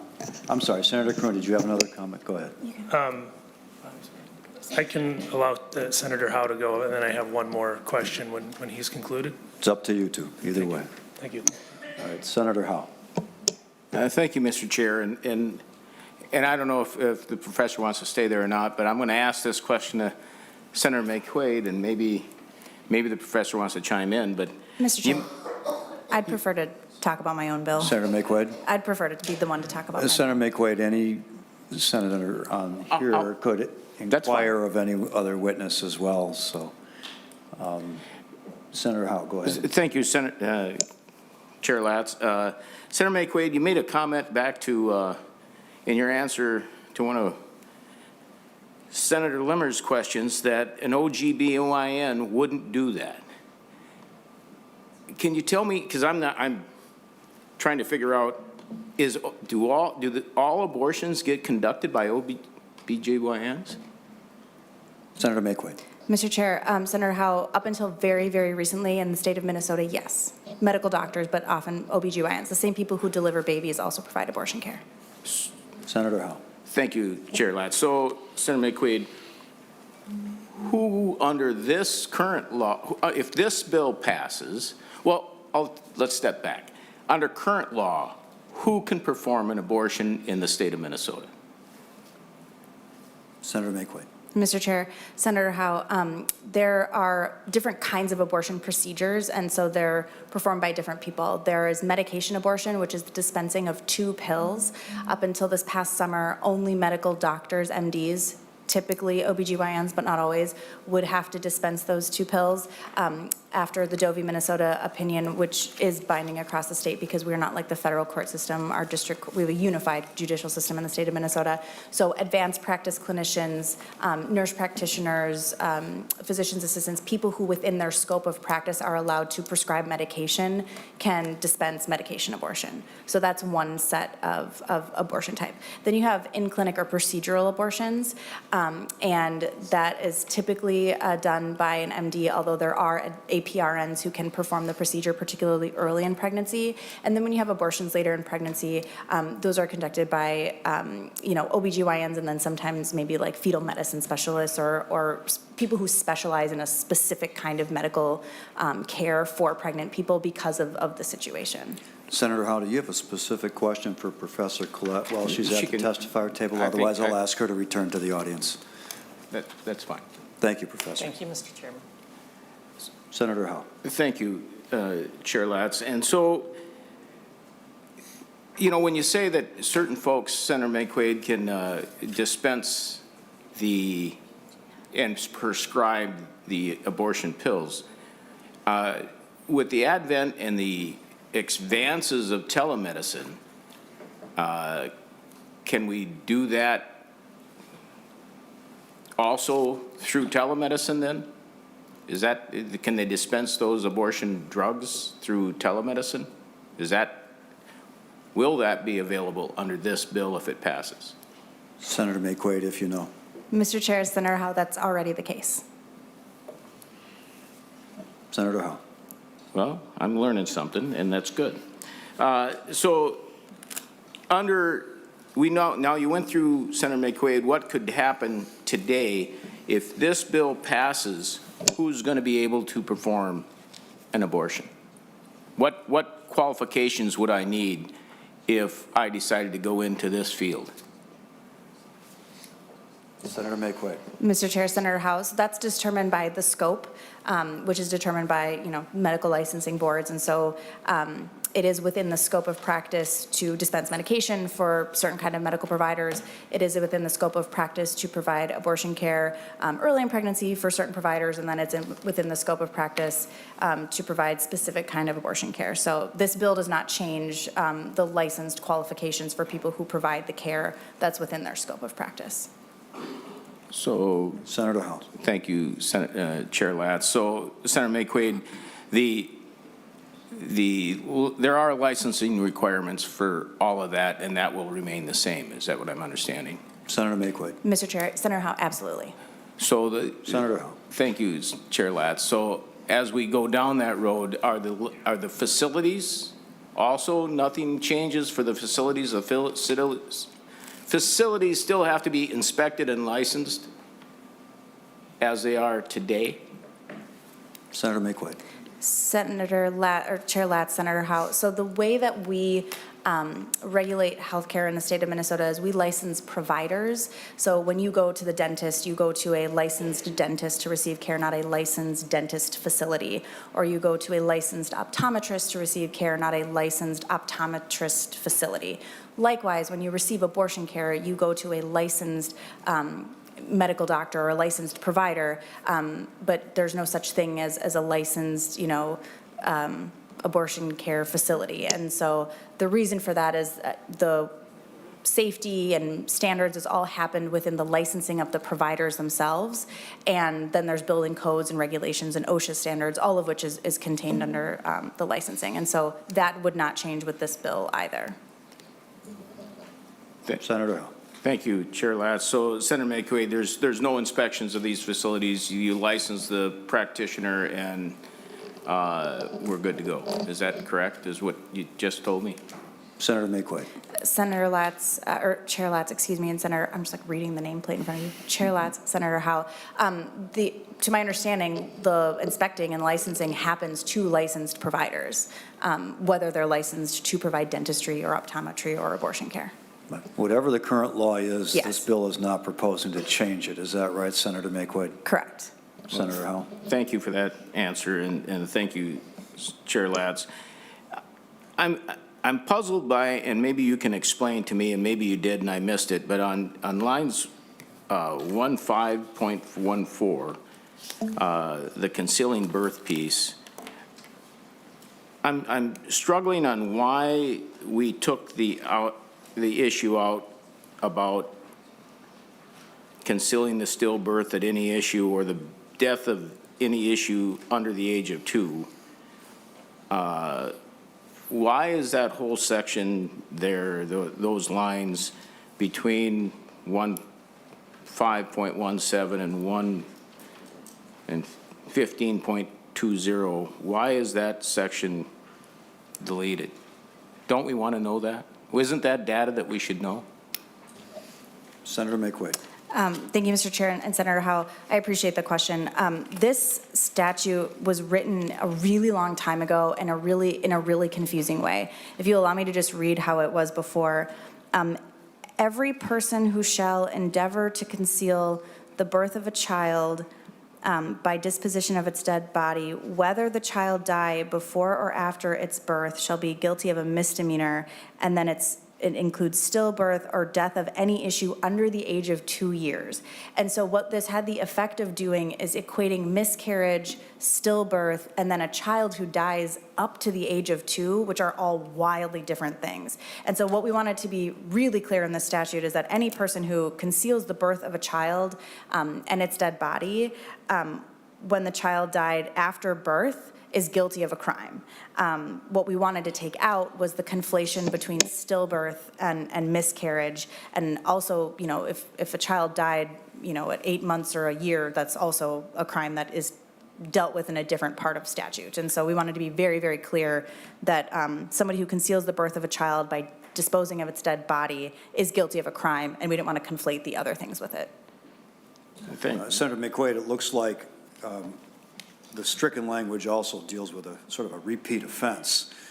The first sentence identifies a misdemeanor, basically for the first offense, and then the stricken language says if you do anything like that again, it's a 5-year felony. So it looks like that's what's struck there. Look at line 15.20 or 19 and 20.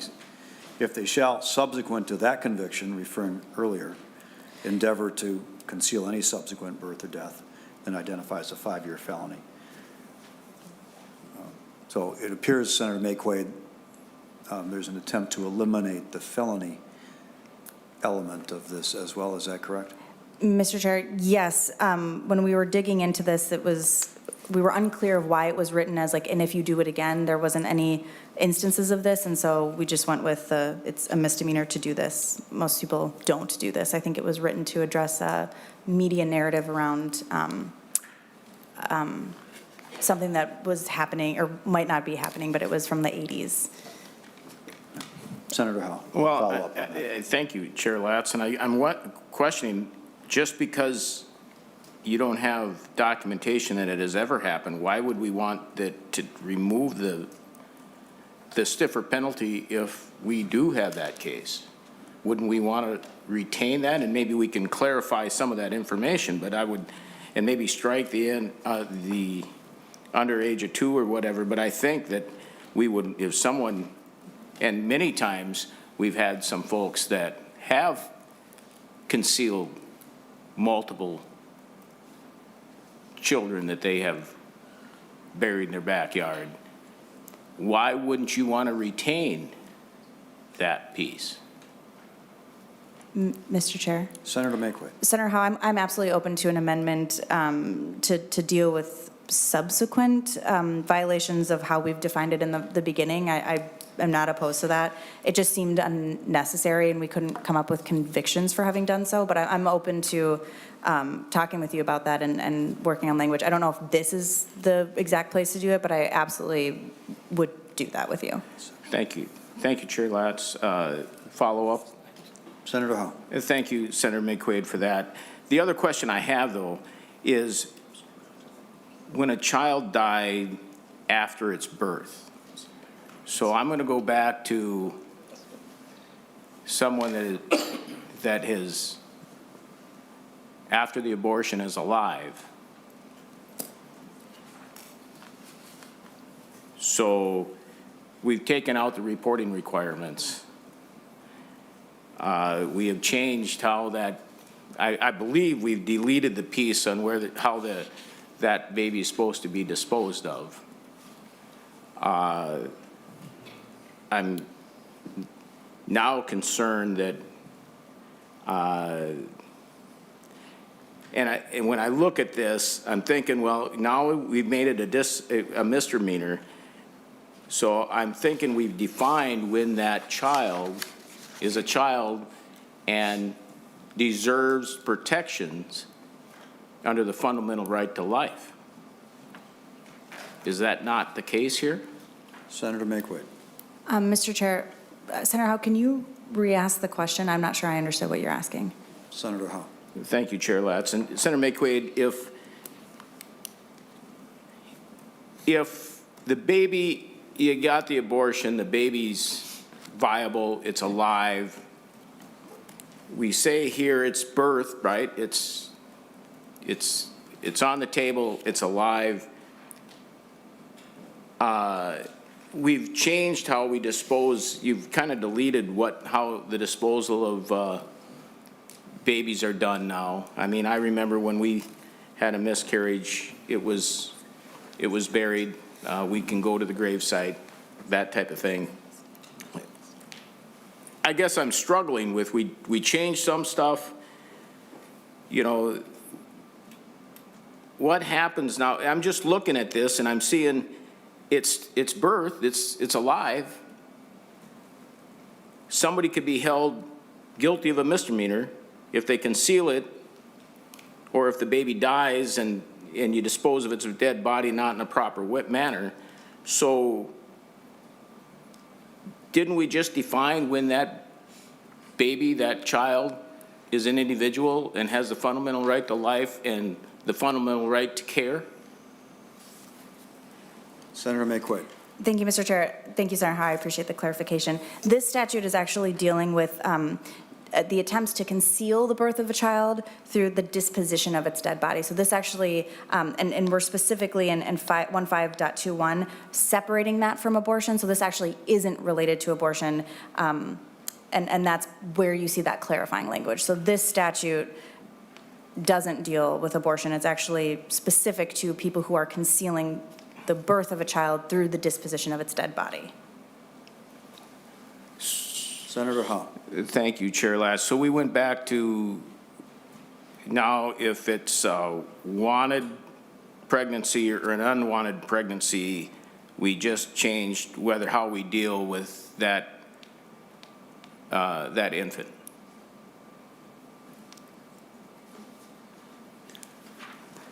Is that a question, Senator Howe? Statement. It's a question to me. I would hope that she could answer that, yes. So Senator Maye Quade, can you answer that? If now it's all on the intent of the mother at the period of time, whether that applies here or not, because if it's an abortion or a miscarriage or a dead body, you've got to dispose of it and properly notify in two different manners. Is that what this tells us? Senator Maye Quade. Chair Latz and Senator Howe, I don't want to conflate. So when someone goes into labor and gives birth, that's different than terminating a pregnancy. And so this is related to somebody who goes into labor and gives birth and then chooses to dispose of the dead body of the child if it died after birth. So abortion and birth are different. Senator Kroon.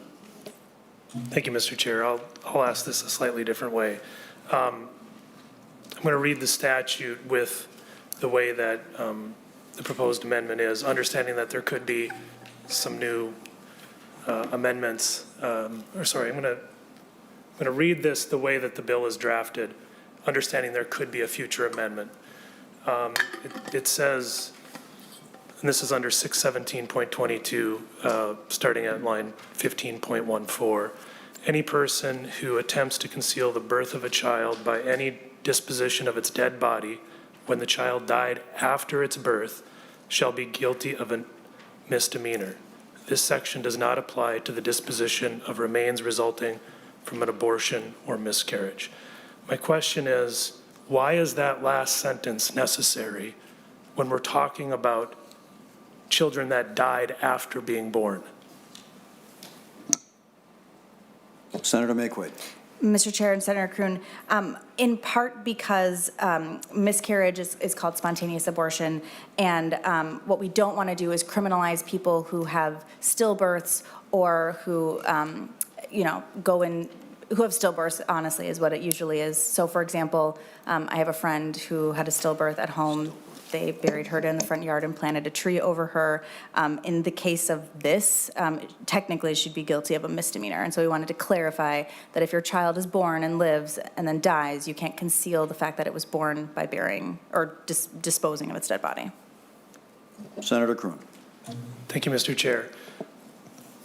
I don't think that this statute has anything to do with stillbirth. I mean, it specifically says when the child died after its birth. And so you could delete that entire last sentence and it doesn't apply to a stillbirth. So my question is, if the concealing birth statute that creates this misdemeanor, if it's limited to children who die after birth, why is the reference to abortion or miscarriage necessary? Senator Maye Quade. Mr. Chair, Senator Kroon, if you look at line 15.18, the language that's being struck, it does deal with stillbirth, and that's why we wanted to be really clear of what it doesn't deal with. Senator Kroon. But that isn't going to be in the statute. It's being struck. So I'm reading about what the resulting statute is going to be, and my question is limited to that, not about the language that's being struck out of the statute. What's going to be in the statute, the misdemeanor is going to be limited to when a child dies after its birth. So again, my question is, why do you need that last sentence in there? Senator Maye Quade. Thank you, Mr. Chair and Senator Kroon. So across the United States, there has been a movement to criminalize pregnancy outcomes. And so this is to make crystal clear that this statute only deals with the birth and disposition of the death of a child and the concealment of that, and not abortion or miscarriage. And because there has been confusion in other states, we have seen people arrested and jailed for having miscarriages under statutes like this. We wanted to be very, very clear of what this is not and what it is. Senator Kroon. Thank you, Mr. Chair. I don't know what you mean by criminalizing pregnancy outcomes, because it seems to me that the intent of 617.22, as you're proposing it to be in this bill, has nothing to do with criminalizing pregnancy outcomes. It has to do with disposing of a dead body of a child that dies after its birth. So can you explain what you mean by criminalization of pregnancy outcomes? Senator Maye Quade. Thank you, Chair Latz and Senator Kroon. So in other states that have statutes similar to this, there have been women who have been arrested for having miscarriages because the statutes do not explicitly say that having a miscarriage is not part of this. And so if somebody has a miscarriage or has a stillbirth, and chooses to honor their faith or their beliefs around that, we don't want them to be charged with misdemeanors, and we want to be very clear what this is not. Senator Kroon. I don't understand how anybody could reasonably construe a miscarriage to apply to this statute, because does not a miscarriage mean that the child dies before the birth? This statute is limited to creating a misdemeanor for children who die after they are born. So how in the world does miscarriage come into play here? Senator Maye Quade. Mr. Chair and Senator Kroon, so section, or 16.22, or 617.22 was written in 1905, and it was classified under like crimes against immorality or something like that, or crimes against morality. And so reading the statute, it is really unclear what they were trying to do with this. So when we were cleaning it up, we wanted to be very clear about what it is trying to do, which is, it is charging people with misdemeanors if they do this thing, and then because, as we've seen a little bit in this discussion, sometimes abortion and miscarriage and birth are conflated. We wanted to be very clear what it is not. I think I'm beating a dead horse at this point, so I'm going to move on. I will note for the record that the last time 617.22 was amended was in 1983, so we're not talking about ancient history here. But more than that, I just think that unless the intention of this has something to do with children surviving botched abortions, then I have no idea why that last sentence would be in here. It doesn't make any sense.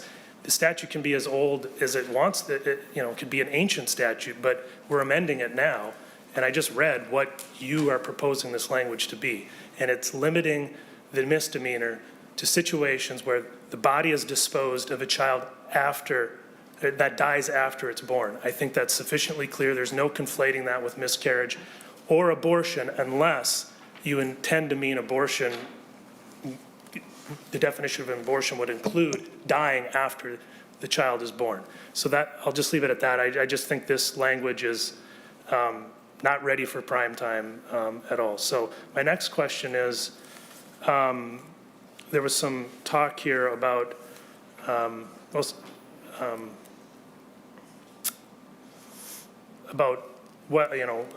licensing, and Senator Howe was asking some questions about what the licensing requirements were to perform an abortion.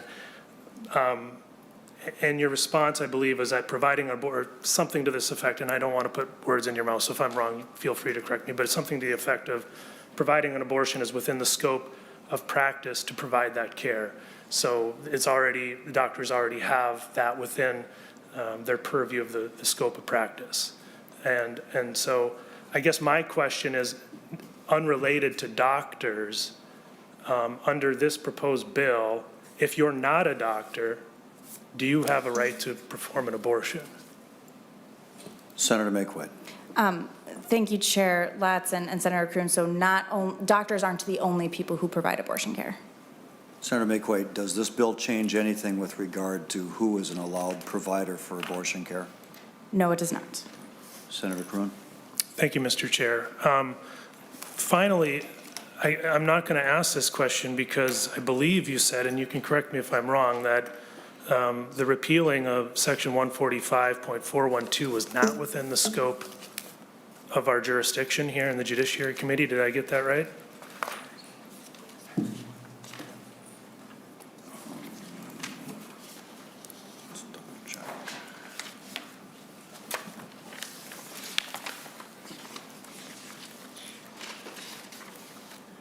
I believe except as to conforming changes.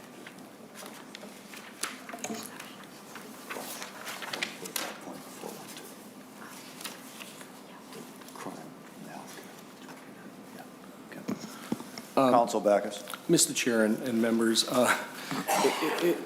there's no real 100% right and wrong answer in terms of what is within the committee's jurisdiction. So, I mean, Ms. Primo and I, we try to assist the committee and the chair in trying to determine, again, what may or may not be in the jurisdiction. I mean, when we were thinking about this prior to the committee, our assumption was because essentially it sets out what is a legal abortion in the state, what the abortion policy of the state is, that was primarily an HHS issue. It clearly has felony penalties as well. So that was our reasoning. But really, what is appropriate for you to talk about, or it's really up to the members and it's up to the chair. I mean, I think that was our reasoning, that if there were provisions in the bill that were being repealed, and, especially if they're already law, if a member were introducing a bill, say, to create a felony penalty, that's absolutely something I would flag for re-referral. If it's repealing a criminal penalty, I just thought that it really doesn't have that same jurisdictional pull, so to speak. So that was my reasoning. Again, you can certainly disagree with that. Senator Cronin. Thank you, Mr. Chair. Well, I'm new here, so I don't have all of the ins and the outs of a committee jurisdiction. With all due respect, it just seems to me if we're talking about repealing criminal acts, that should be squarely within the jurisdiction of the Judiciary Committee. And so I had some questions about 145.412 and the repeal of that contemplated in this bill, but I'll leave it up to the chair whether it's appropriate to go into that line of questioning.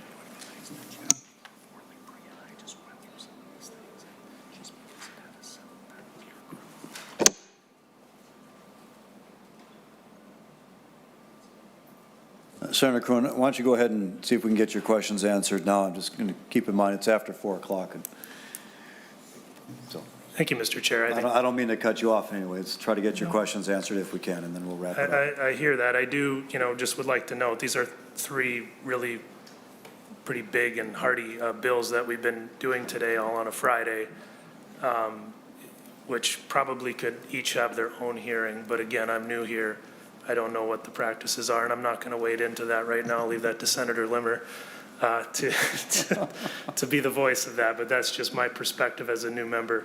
And so looking at section 145.412, which is what you're proposing to repeal in this statute, I guess that's where my previous line of question was coming from. I was looking at the repeal of this, and maybe you, Senate Council or whatever, can direct me to somewhere else, but if this is being repealed, I guess it gives rise to a host of questions about who can then perform an abortion without committing a criminal act.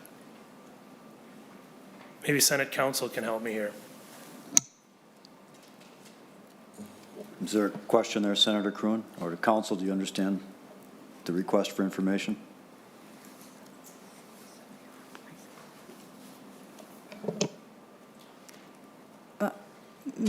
Senator Cronin, perhaps you could clarify your question. Thank you, Mr. Chair. I'll clarify. It was just stated that this bill does nothing to change who can or cannot perform an abortion. I believe that was the exchange between yourself and Senator Maye Quade. And so my question is, if we're repealing the criminal acts under 145.412, does that not then decriminalize others who wish to perform an abortion? Mr. Chair. Senator Maye Quade. Mr. Chair, Senator Cronin, so this is part of what the amendment does, is define reproductive health care, and it's a person providing reproductive health care that's offered, arranged, or furnished for the purposes of terminating a pregnancy and with the consent of the pregnant individual or the pregnant individual's representative. And so currently, 145.412, every single provision in this has been ruled unconstitutional as not being enforced. And so part of the reason we've added this definition into 609.269 is to give that clarity. Much like there's no, criminal statute right now that, the only people who can perform heart surgeries are heart surgeons, and that's who performs them, right? And so there's no world in which the people who aren't able and allowed to provide abortion care don't provide abortion care, but we've just defined what that is here. That's what my amendment was meant to deal with.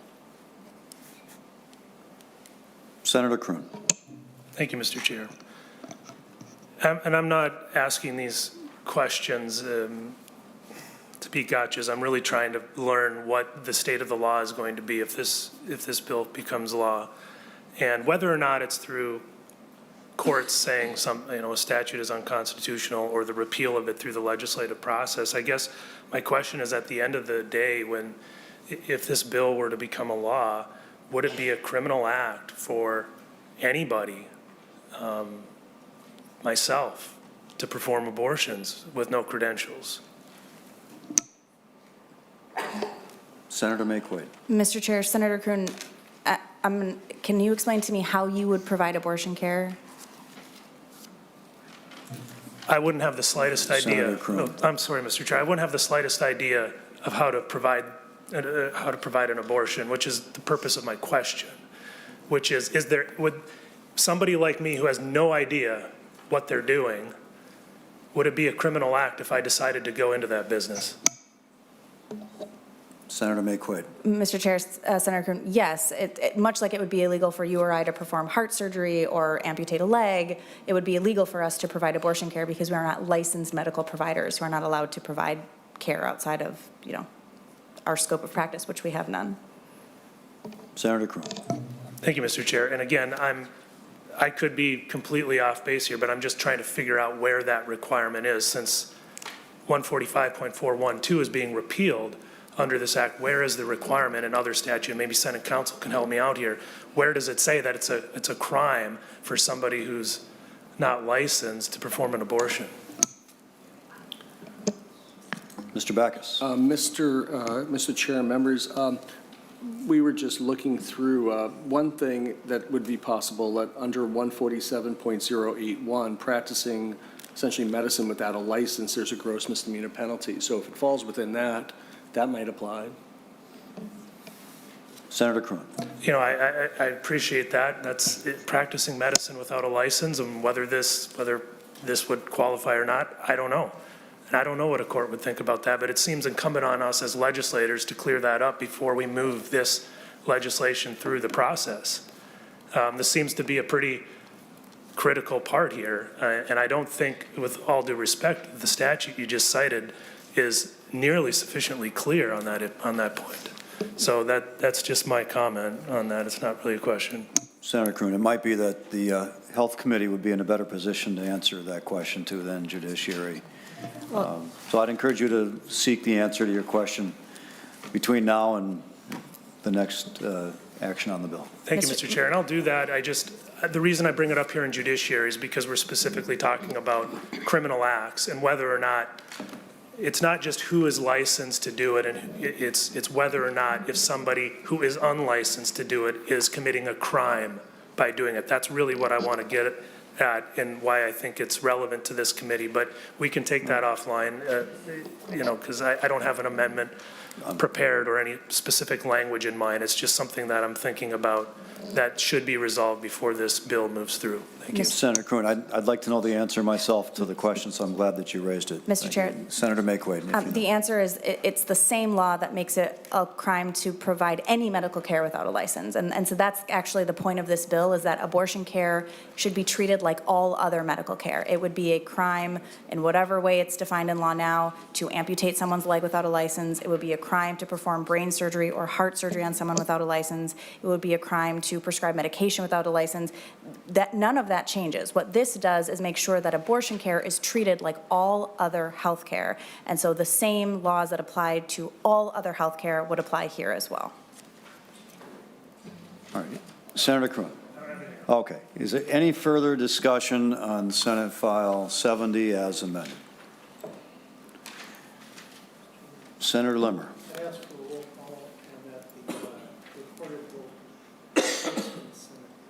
Are there three hands? Seeing three hands, there will be a roll call, and the results will be recorded in the Senate Journal. Senator Umu Verbete. Thank you, Mr. Chair. I move that Senate File 70 as amended be recommended to pass and referred to the Finance Committee.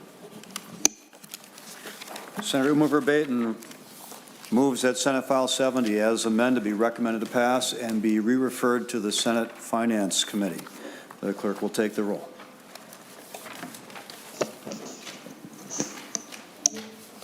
Chair Latz? Yes. Senator Umu Verbaeten? Yes. Senator Limmer? No. Senator Carlson? Yes. Senator Eichhorn? Senator Howe? Aye. No. Senator Howe? Okay. Senator Howe Kroon? votes no once. Senator Kroon? Senator Kroon votes no. Senator Pappas? No. Sorry. Senator Pappas? Taking a note from Senator Howe, we're just trading our votes here. Yes.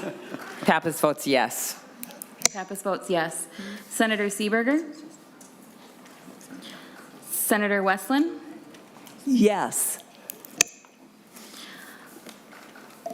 Senator Eichhorn? And Senator Seeberger?